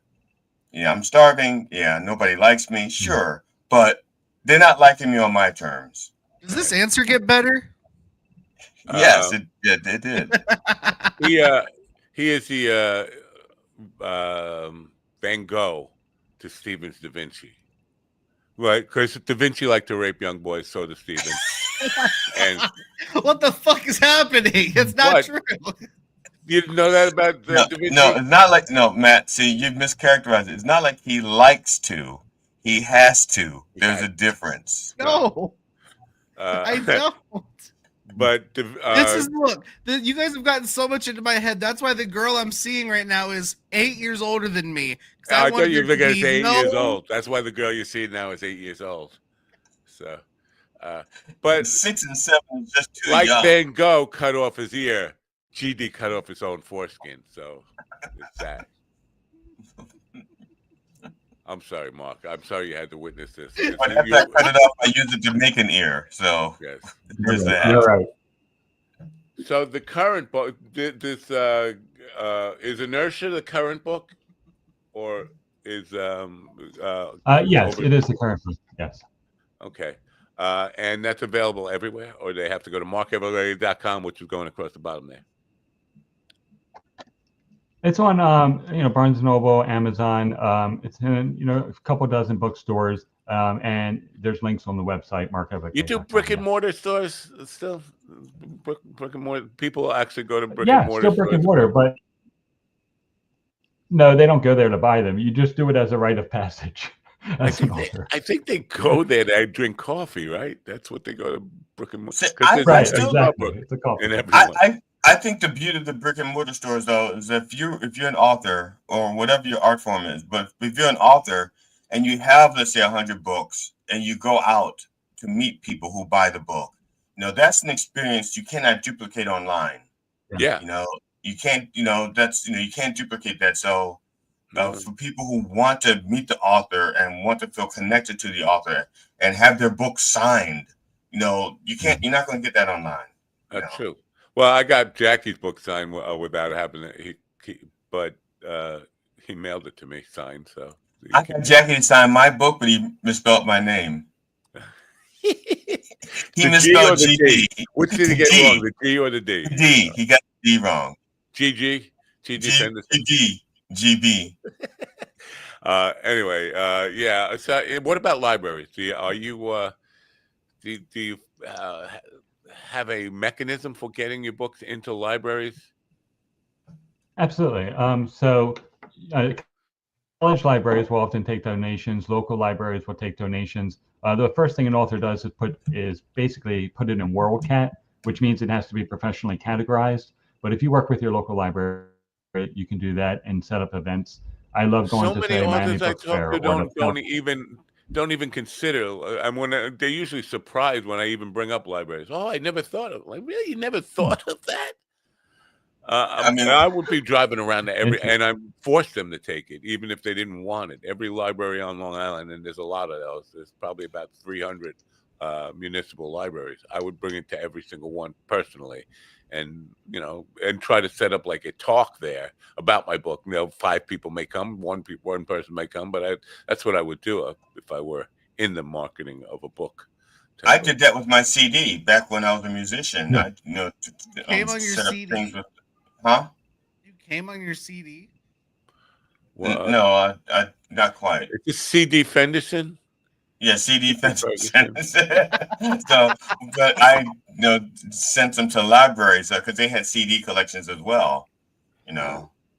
All right. Well, Mark, it's been a pleasure. No, I before I let you go, I gotta Everglade. Your real last name, or you just like alligators? No, it's a variation on my real last name's meaning. But no, it's a pen name. Yeah. Okay. Being in Florida, it helps people remember. So. Yeah. No, I had made the mistake when I originally put the promo. I had Mark Everglades with an S on the bottom. And they're like, hey, what the hell? That can't be real. And that's a different author altogether. Yeah. Yep. Anyway, it's been a pleasure to talk to you and learn what cyberpunk really is, because I've heard the term enough, but being a boomer, it's like cyber means computer, right? It's digital. It's all this kind of stuff. And punk means Sex Pistols and Ramones. I don't put the two together. So I have now. So it's been a pleasure. Thank you for being part of the program. Have a great day, and thank you so much. Yeah, come back after the book is out and you've had a little time to what he says. When it's out and you want to push it some more, come back. All right, I'm going to put the book in front of my face. Mark, thank you for being here. Have a great day. Bye for now. Here I am. I'm the book. Oh, this is a cyberpunk. Oh, man. All of a sudden, you got hot. I know. Yeah, damn. I think I felt my legs move. Maybe I should have asked him about this. You see, I believe that's the protagonist of the book. on the well, cover there. yeah, Now, I can see why she'd be a protagonist because an amateur protagonist wouldn't have an ass like that. maybe she's an amateur protagonist, not a No, not with an ass like that. ass. Ooh, thank you. You What can white take that. women at? Yeah. But I Grandpa? just want see it. I was forced, like Stephen does with his young children, his dates. I mean, um, at an early age to start writing for women because we had girl lead singer in the band, and that's a whole different thing. It's really difficult to write from that perspective because for me, I don't think I don't even know how they think. Right? I don't even know what runs. It's a mystery to me. But to write novels with a female protagonist, I'm thinking must be pretty difficult. You have to put yourself in the mindset of a woman all the time, and unless you're a trans guy or trans person, how do you even start to approach that? I mean, I guess just if you're a creative enough person, you can just kind of put yourself. All right, write me. Go steal a joke from Whitney Cummings or somebody. No, write a joke from the female perspective and see if you can make me laugh. Come on, you have 3 seconds. 1, 2, 3. I'm tired of people treating me like a Thanksgiving turkey. Why do you always want to come in me? What am I? An apple pie? Wait, there was a joke. That was a joke. Yeah, I thought that was just I don't know. recounting of I'd have last to night. probably think about it. I mean, I can't. I I'm not a was trans thinking that dude. you were just recounting last night when we roofied your wine. Don't you remember? Oh, I mean, have fun. I don't have one of those anymore. So a lubricant. I had written well, for my first CD. There's some songs that I'd written that we didn't put on there because female vocalist was supposed to do the singing. Now I did not write. Actually, I wrote the song. They were love stories. The 2 songs were love songs, and they weren't meant to be sung by man or woman. It was just a love song. So whoever sang it, it became like their song. And she really liked the 2 songs, but she wasn't available for the session. So we cut those 2 songs. Ew. So we cut those 2 songs. Stop. Stop. That makes people less uncomfortable. Wait, put Stop. No. I don't know. I just like doing the jazz, playing jazz hands. Give us a little sample of your lyrics. Come on, with the song you're talking about. Come on, just a little sample. Come on. I wanna lick you all over. Step on my big 10-inch. Yeah, that's one. Yeah. No, it's somewhere in my records. We miss Ron, don't we? No, you missed him while I was away. You were like, damn, I wish Ron was here to say something really perverted, and then just stare at the camera for another. No, I move on. I just move on. Hey, Ron's here. I can't dwell on the past. You think right now? I don't know where Ron is at this point in time, but I'm imagining he's probably looking for razor blades, looking at his wrist, razor blades. No, he's probably too busy learning. He's probably too busy learning the ropes, Hey, no, you know what he's really doing? Filling out paperwork about medical benefits and whatever. Filling out all his bullshit paperwork. He's trying to decide the hard decision of which one of us is going to be his emergency contact if something should happen to him. He's like, do I use Matt or Steven or GD as my emergency contact if something happens to me? Or who's going to decide the DNR thing? That's definitely Laura is going to be deciding that. But, well, I'm going to ask Grok, where is Ron at right now? Hey, Grok here. Go fuck yourself. Huh. So? I never got that response from Grok. Yeah. I've never rocked in my life. I'm coming for you! Really? Okay. Yeah. See, the Reverend to the funeral did an obituary for Ron on Sunday, so we have closure. Now, I was not able to fully listen while I was absent in the first hour. Did you say anything derogatory about me? You can. I got a tape. I called you a cuck. A cuck? And not that I'm aware of. I heard GD saying that he thought cuck had to involve a black guy, right? Yes, I did think that. And Well, that's because most cuck videos, it's like some wimpy white dude that has to sit there and watch his wife get railed by a big black dude. Cuck videos. Yeah, but not just that, because I've never seen one of those videos. My exposure to those things is via Ron. Okay, Ron is and Ron always describes it as a black guy with a white woman and their white husband watching. Yeah, so is the genre of video. Yeah, that's how if you just Google cuck videos for educational purposes, just watch. It's super uncomfortable. It's like that's how I know I couldn't do it, because even watching it, who's watching them for educational purposes? Who's watching them for educational purposes? Really, that's how I learned cunnilingus. Who's it appeal to? The guys who want to be. I don't. Or I don't even know. Is it the cuck or the cucky? I don't know how you would even describe. But you know what I'm saying. Okay, so what's a woman then? Is she the cucker? She's the cucker. He's the cucky. Or no, he's the cuck. The guy is the cucky, and she's the cucker. You know where it comes from, that term, right? You understand the origins of cuckold? The term? Huh? Cuckold? I was thinking cuckle-doodle-doo. Yeah, it's exactly from the cuckoo bird. Cuckoo birds are the original. I want to watch somebody fuck my wife. Bird. I don't know who it appeals to though. Like I said, even like watching the video, it's super uncomfortable to watch. Like it's just. I think that's why they call the birds cuckoo. Like, what are you fucking crazy? It drives them nuts. It is kind of a weird thing. Like. They're a monogamous bird that gets together, but they don't have sex. Another bird comes over and gets the woman pregnant. She lays eggs. And the mannequin pussy. Because I think they've heard what happens to praying mantis and they're paranoid. Well, it depends on how tall they are. Yeah, if they're over 6 foot. Yeah, I can't imagine being a praying mantis and you're thinking, "Wow, this feels really good. This feels really good." And all of a sudden, she turns around and eats your head. That's and then you're in the Man from Mars. You go out at night eating bars. You're eating cars. While we're talking about insect sex, the Black Widow, right? She kills. It's like you got to be really stupid to fuck a Black Widow. If you're a male spider, you're going along. Well, no, Scarlett Johansson. I think Josh. I think I'd make that exception.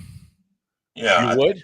Jost is doing all right. Colin Jost is married to Scarlett. So wait a minute. You're saying if you knew Scarlett Johansson was going to kill you after fucking her, you'd. If that was my going out moment, abso-fucking-lutely, no question asked. You know what? Yeah. It's not a bad way to go, to be honest. No, it's not. I mean, think about it. She rocks your fucking world, and then afterwards, you don't have to worry about any repercussions, any bills, any responsibilities. You just get to die happy. Yeah, you don't have to raise the kid. You don't have to raise the kid. Yeah, fuck it. Clean up. Yeah, no cleanup. You don't have to go get her a towel. In fact, she's got to go get the towel because your brains are all over the wall. Oops, that's fine. You make it sound very appealing. Right? We just try to represent both sides. That's all. Okay, but here's the thing, though, Matt. This is very much the same appeal as like a vampire chick. She's gonna kill you at the end. It's fine. Or you're gonna live forever and have to listen to her bitch and moan forever. But either way, you're gonna die at the end, and it's fine.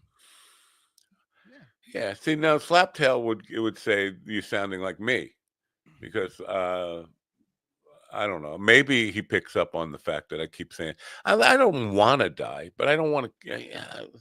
I'm really. I mean, I've been there since like 2012, 2013. That's kind of been my brain set. I am scared. I am literally scared of the moment of death. And no matter how I try to imagine it, I can't imagine being ready for it when it comes. But I am really sick of just where we are as a people on this planet. It makes me feel like I wish I was never born, but I don't really want to die. Even though I say I'm ready to die, the moment of death is still the scariest fucking thing. Yeah, that's the scariest part too, because the idea of being dead doesn't bother me. It's just the act of dying sounds scary. Okay, Matt, do we have to have It's a Wonderful Life episode where we talk about how wonderful the world would be, or how bad the world would be without you having been born into it? We have to have like one of those It's a Wonderful Life moments I where don't think there's that. Clarence the Angel. Yeah, I think I'm the exception where you can't possibly come up with any. I can. Really? Without coffee with the dog in the mornings, I'd be like mentally, man, I'd be in like a really shitty place. You know who used to say that now? Yeah, I used to say that almost every day on this program. I don't know if you know this, but somebody It's used true to say though. that Like if like all last week when I could barely be on the show, and I have a mustache, asshole. It's just kind of blonde, but it sucked not being on here. Steven's Amish beard. He called you an asshole, John. You're gonna. I would just drive to. Oh no, you don't have to drive to Indiana. He's right around the block from you, right? I mean, I'm in Indiana. He's in Michigan, but I'm a lot closer than I used to be. But I have a mustache. Okay, it's not an Amish beard. Somebody said in one of the threads about Rogan and Dave Smith said something about Mustache Man. I was like, Mustache Man. Wait a minute. You talking about me? Because I do. There's a mustache right here. It goes up and around, up and around, up and around. You sure that's not cum? All right. All right. See, we do miss Ron. We have nothing else to talk about. Let's do a little showbiz. Anything in showbiz? No. Oh, Ron said he might do a showbiz segment pre-produced. Even though that'd be nice. He died on the program. I keep forgetting he died Friday on the program. He's gonna send him from the grave. Yeah. What did they say about Mustache Man? See, people call me Mustache Man just because, like, it's not. I'd rather be called a bald doofus, Groucho wannabe. I'd rather be called Dave Landau or Stephen Ortiz than Mustache Man. Okay. I'm trying to. Well, if Ron was here, Stormy Daniels liked something I wrote on, so I got I don't know. I've never seen any of her porn films. She doesn't. If I was going to go look at a porn film, it would be it wouldn't be her, because the idea that she had sex with Donald Trump is just I don't know how her husband could still fuck her after that. Well, you've heard it here first from. You must be the Monopoly guy. I don't mind being called a Monopoly guy, although I don't see the connection there. The Monopoly guy had money, right? I don't have money. I don't know if he had money as much as the fact that he controlled other people's money. All right, fine. The Mustache Man is Uncle H. Who's Uncle H? Do you know about Uncle H? Steven, come on. Is this a young person thing? What the fuck am I missing here? I asked Mustache Man with a question mark, and the answer came back Uncle H.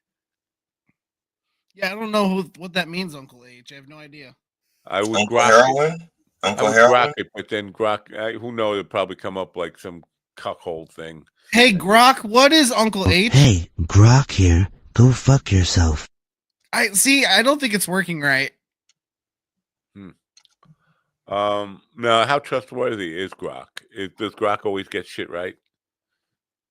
I mean, the few times I've used it, it seemed pretty accurate when I fact checked it. All right. There is an Uncle H on TikTok.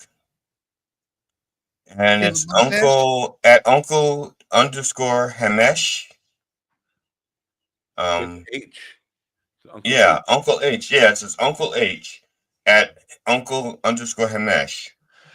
I don't know. Does he have a mustache?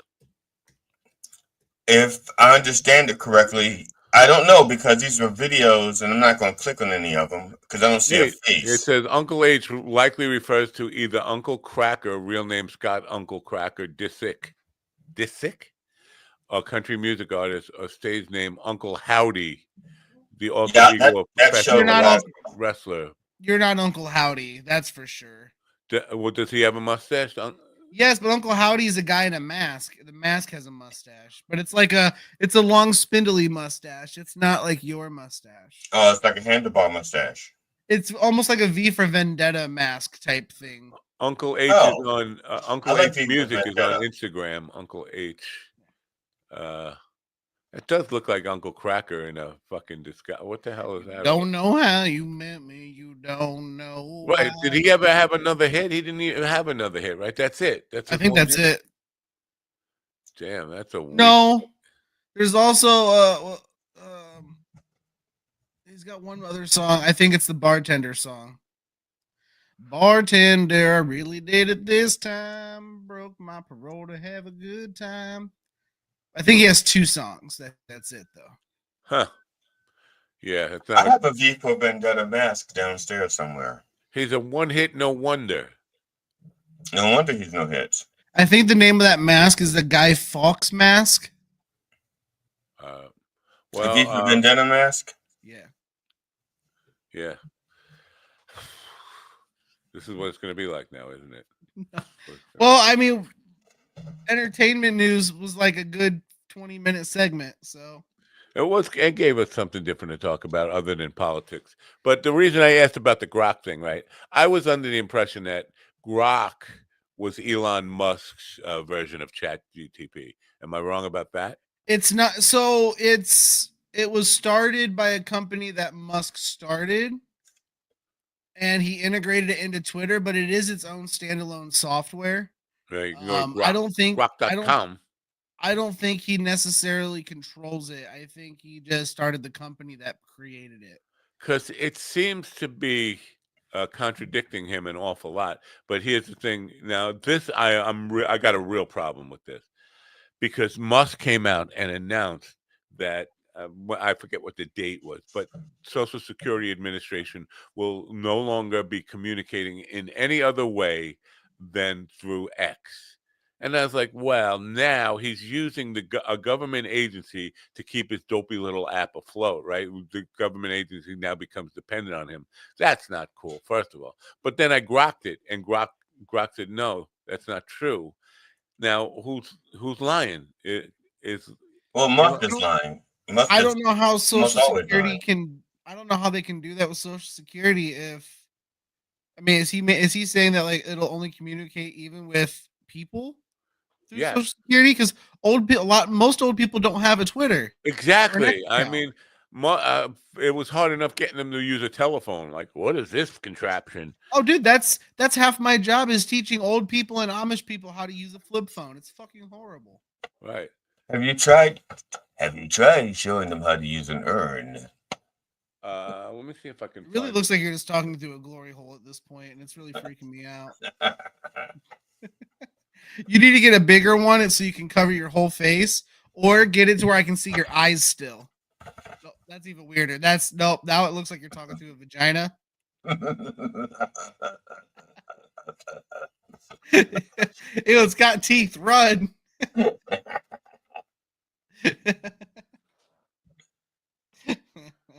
I can't find that original tweet of his, but a lot of people were passing it by. It's pretty controversial for a lot of reasons, including what Stephen just said about old people, not the people who need to use it most are not going to be able to have any. They don't even have a friggin' computer or know how to get on X. Yeah, Musk seems to forget that not everyone is a 20 to 30 something year old on the internet constantly. It's irresponsible. It's Here it is. The SSA, Social Security Administration shift to Elon Musk X comes as the agency plans to cut its regional office workspace by roughly 90%, and all communications. What's the date though? I can't see where the date. All communications will be through X, but it doesn't say when that takes effect. Because it's not going to take effect. You promise? Why? Yeah. Why? Because the Constitution? No. Oh, okay. Because you're forgetting that most of Congress is over 80 years old. They don't know how to use X either. They are, according to them, well, a lot of them, like Lindsey Graham, I don't need it. Of course you don't need it. You've been fucking hoarding your fucking male pimp money in your fucking pillowcase all these years. and all this insider trading stuff, all these both sides. I hate to be a both sides again, but both sides just millionaires off of $167,000 a year, multi millionaires. Where's that money coming from? It's coming from lobbying groups and insider trading and all. This is I have to take. No, I'm not taking exception. I'm just curious because I'm thinking that in the case of Lindsey Graham and probably a few others, they are spending as much money on trying to keep their secrets as they are taking in. You know what I'm saying? So like, because otherwise we'd have pictures of Lindsey Graham with other people by now. So I think he's just spending a lot of money on quashing his, closet activities. Every once in a while, I thought about this morning because Graham tweeted out that the words peace and Putin should never be used in the same sentence. And I was like, wow, you're really tempting somebody to put out these pictures of Lady G, aren't you? Every once in a while, he says something that he knows is going to piss Trump off. But I guess maybe he calls him up and said, is it okay if I post this, boss, just to look like I'm being both sides? I don't know. He doesn't seem afraid that Steven's going to show him and Lindsay and his 8-year-old girlfriend. Well, I think that part of Lindsay's thing is that it's who he's been with as well, who he's servicing. And if those people are pretty powerful, they could even intimidate Trump. Musk intimidates Trump. Musk could sit there and say things. His kid says, "You're not even the president." I'm sorry. If that were me and the kid said that to me, the kid would never be in the Oval Office ever again. If you ever found his body. I mean, I think the fact that Musk just lets his kid run around the White House like it's a goddamn play gym is kind of disrespectful and fucked up. I don't care who the president is. Like, it's not a play gym. It's not like the Kennedys. At least with the Kennedys, they were his kids. Yeah, that's okay. Yeah, exactly. That was the president's kids. You're not. You're a friend of the president. Get your fucking kid out of here. Well, dude. He's an owner of the president, not a friend. He's actually. I don't care. It's just the highest office in the land. It's that job. Being president used to be a respectful thing and mean something. It used to have some aura to it. Now it's just like, who fucking cares? The Reverend had addressed that yesterday. He was talking about how Donald Trump is like having it's like a football team, and just because the person behind the center, by definition, is a quarterback, once the play start, you actually find out that he's really not a quarterback. He can't throw, he can't call a play, he can't run a play. And if anything happens, if there's any positive yardage, it's by sheer accident. It's not because they called the play and he's actually a quarterback. He's devalued what it means to be president, is what he's done. Yeah, well, isn't that what they said about Biden too? Like he was just a suit. The difference is you can look at the result of the play. That's what I'm saying. You can put me under center. And yeah, true. I'm not a conventional quarterback, but I can get positive yardage. I'll get you positive yardage with a called play. And say, okay, we're going to make it to the 11-yard line, and this is the play we're going to run. Like my walls. Yeah. So that's my vote. So with Biden, Biden called the play. Biden says this is where we're going to go. We're going to have a soft landing, and we had a soft landing. I'm glad Slaptail is picking on Steven for once and not picking on me. Now he'll probably come back to me after I said that. Here's your new name, Stephen Amos, the Amish sitcom Zimmerman. Zimmerman? Why do you pick Zimmerman? I'm just curious. Zimmerman is my and I'm not changing my first name, dickhead. Wait, Stephen Amos. What do you mean? Your first name is Stephen. He's got Stephen Amos. No, the Stephen has a period. Oh, there's a period there. Yeah, all right. I forgot. I didn't see the period. That's right. I need eyes. I need new eyes, new ears, new penis, new colon. Now, Trump has got colon cancer right now. He's got a polyp in his ass. Right. Good. I have no idea. So I haven't been following that. Now that would be poetic if he got ass cancer. So, but right, yeah, I'm all for that. I think everybody should get a little taste of ass cancer, like that's disgusting. Taste. But for this now, if he has to go in for a colonoscopy, does J.D. Vance have to get sworn in as president? For about a half an hour, or if But he does. He has to go through I the think whole. while the president's unconscious, he has to be, right? I don't know. Yeah. That's you say. I think we don't know the end because maybe not. He's not dead. So technically, Let me ask Grok. Suppose if you follow protocol and if you're going under, yes, the other one has to be. Well, wouldn't it be then anytime Trump takes a nap or he goes to sleep, you have to swear in the vice president and then keep him up? No, It's the same. no. So it's possible that I'm trying to think. I'm trying to think of when. What was it? When Bush 2 was getting a procedure. I'm trying to think. There was. Look, we're out of time.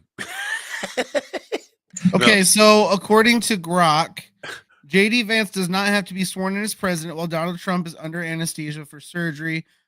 The U.S. Constitution and Presidential Succession Act outline procedures for temporary or permanent transfers of power, but a routine medical procedure like a surgery or hold on, I lost my place. As surgery or colonoscopy under anesthesia typically does not trigger these mechanisms. All right. Good to know. Because I'm just thinking, I know we're over time. I'm sorry, folks. In fact, in 1985, Ronald Reagan did not invoke the 25th Amendment during his 1985 colon surgery. Right. And I was thinking of Bush 2 as well, because when he had to go under for something, Dick Cheney was not sworn in. However, there was a attorney general was named Gonzalez. He had to. They were trying. Someone was trying to backdoor him and get Trump to sign off on something. Yeah. They're trying to get Trump to. I'm not Trump. They're trying to get Bush to sign off on something, and Gonzalez had to put guards outside of Bush's door to stop that This from is happening. what you're bringing up exactly where my mind is going. Backdooring. No, I'm not backdooring. J.D. Vance and Peter Thiel, his owner, have been salivating for the moment where they could bump Trump out of the spot and just take over, right? And so if Vance, so the surgery could go horribly wrong. Yeah, if Vance decides I like this, can we make this permanent? Might be time for the 25A. Do you think that would be a good thing or a bad thing? Bad. To replace Trump. Here's the deal. I think it would be a little bit more orderly than Trump. I think because J.D. Vance is actually a puppet of Thiel, I think it would be a little more art. So the markets wouldn't be so much like this. There would be some predictability, so the Thiel would know how to say, okay, now I know how to plan. I know how to plan. J.D. Vance would be like a more stereotypical presidential run with obviously somebody else pulling the reins. Yeah, yes. But it would be more presidential and more orderly, more like we've seen before than with what the fuck. Yeah, there will be an order to his thievery. Well, here's the deal. I think GD and the Reverend are becoming like a married couple. They're picking up on each other's phrases. Here's the deal, and saying it a lot. I don't know. Maybe they just spent too much time together. You think? We spent yesterday together after church. We were hanging out in DC. Yeah, he says that a lot, and you say it a lot, and I'm just wondering, maybe it's time for you guys to take a break from each other. I don't know. Wow, he just grounded you from the Rev. Just I don't know. Maybe just I don't know. Hang out with Steven one day and give him some wine and a roofie, right his little fucking ass. I'm so not a raper. I didn't say you were. That's a rapist. Yeah. I was suggesting GD rape your ass. That is just what a rapist would say. I'm not a rapist. That's right. Or they would say, "That's my wife. That's my wife, Marla." You can't get on terrestrial radio or stay on terrestrial. That's the other thing a rapist would say. The rapist would say, "That's a picture of my wife, Marla," right? It's not. That's not Marla. Who is it? You remember Chuck Jones? And I don't mean the cartoonist Chuck Jones. That's exactly what I was thinking of. Yeah, I remember Chuck Jones. He did a lot of work that influenced my life. He was a publicist for Marla Maples, and I remember him on the stand as they presented him with videotape of him tying Marla Maples' pantyhose in a knot around his cock. Why? Apparently, he was her publicist. He was sneaking into her bedroom, taking her underwear and doing weird things with it. But one of the things he liked to do was choke his cock. Now, I think because at that time where the big fad was the only question I oral have. something asphyxiation, where they would tie pantyhose around their neck and hang themselves with it while jerking off. I think he just mixed it up and just like didn't know how to do it right. My question is, who videotaped it? I think it was surveillance video, like a hidden camera. Early. Oh, man! I'm pretty sure that's what it was. Trump set him up, but to put that into evidence in court, like and make the jury watch it, and oh my God, I would just plead guilty before. Just don't show the tape. Guilty. Shoot me. Fire squad. Whatever. Don't. That's how that's supposed to work. That's how it's supposed to work. Maybe he goes like, "No, I've got 12 inches here. I want the jury to see this. We're going to get a real hung jury." Well, you know, when during the Hulk Hogan case, when he was when the sex tape of him came out, and they were asking him about his 12-inch dick, and he goes, "No. Hulk Hogan has a 12-inch dick. I do not. Terry Bollea does not have a 12-inch dick." And they made everyone look at a picture of his dick and be like, "So whose dick is this then? Is this Hulk Hogan's or yours?" And he goes, "That's mine." Yeah, see, I'm just saying, if I wanted my penis size documented, yeah, having a court documented, so the papers will say, "Here it is. It's official. It's Just 19 and a half." I want whatever. to say this. Mine's not very long, but it's very fat. That's where I'm at too. I'm like one of them 100-calorie cans of Coke. Okay, then we can end this program. Or you feel like Yeah, we need I feel to. like we've done enough damage here. Because now there's like 150 people who want to go out and buy a 100-calorie can of Coke to see what he's talking about. Well, at least go to the supermarket. I can see there are women right now who are thinking about dating Steve and going, "Well, I don't have to wait for a date. I can go into the soda aisle and see what we got." Actually, well, I guess if you want to go, if you want to go lengthwise, probably like a Red Bull total, like a regular Red Bull can. A couple of bulls sitting up on the grassy knoll, never mind. Tomorrow, two guys who have been here before. Quite frankly, me and Steven, we've both been here before. Patrick Greenwood, his wood is green. The author who's been here several times wants to come back and talk about his book again. The same book, the I don't know, Saigon Sunrise, and whatever. It's a psycho writer guy. What's the book? Do you remember? Sunrise in Saigon? Sunrise, Sunset, Saigon, Flower Maiden. And Tim Dye, who is a independent country music singer from Ohio, who's also a lawyer on MTS Records. Those are going to be the guests tomorrow. And I'm going to be out getting my oil changed again. Also, so you guys, it's all on you. You have it. I'm going to be. As a matter of fact, for the rest of my life, I'm going to be getting an oil change every morning between black coffee a la Crip. All right. But I just, for the people who regularly listen to this program or have listened to it more than once, I just want to know why. Why would you, after listening to it once, why would you come back the next day?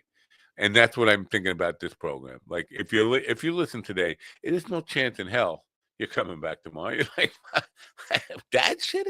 No, I did that yesterday. Well, I think some people want to come back to see what picture I'll have behind me tomorrow. What about the radio people and the audio? Because the audio numbers are far out pace the video numbers. What are they coming back for? To see what pictures I have behind me tomorrow. The audio people. Yeah, because we do a color play-by-play. We have a play-by-play. There's a SAP button on the radio switch, which will describe the action that they see it. All right, I'm going to put this show out of its misery. Ron, we miss you. Please come back to life. Lazarus. Ron Lazarus. Well, I can't even say Lazarus. Lazarus. I say it like Mike Tyson would say. Lazarus. We moved on. We love you, Ron, but we moved on. I wish one of us would push the radio button. I'll do it. All right. It's Come back tomorrow because you got nothing better to do with your life. Obviously. And don't forget to listen to your radio. Or turn on your radio or something. Bye for now.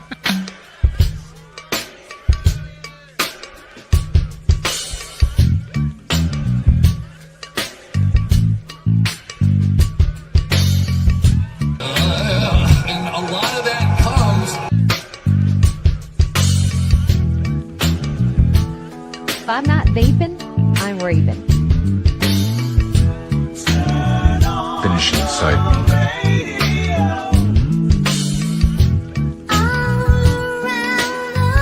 Welcome to Minucci's.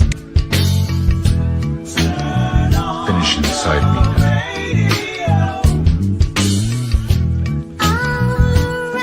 Speak American. That's what I call schlong division.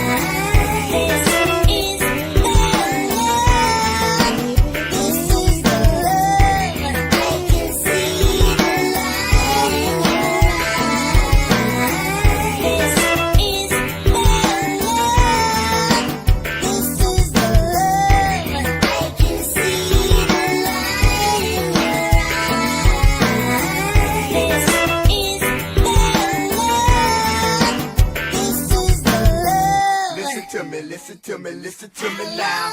Listen to me, listen to me, listen to me now. Listen to me, listen to me, listen to me now.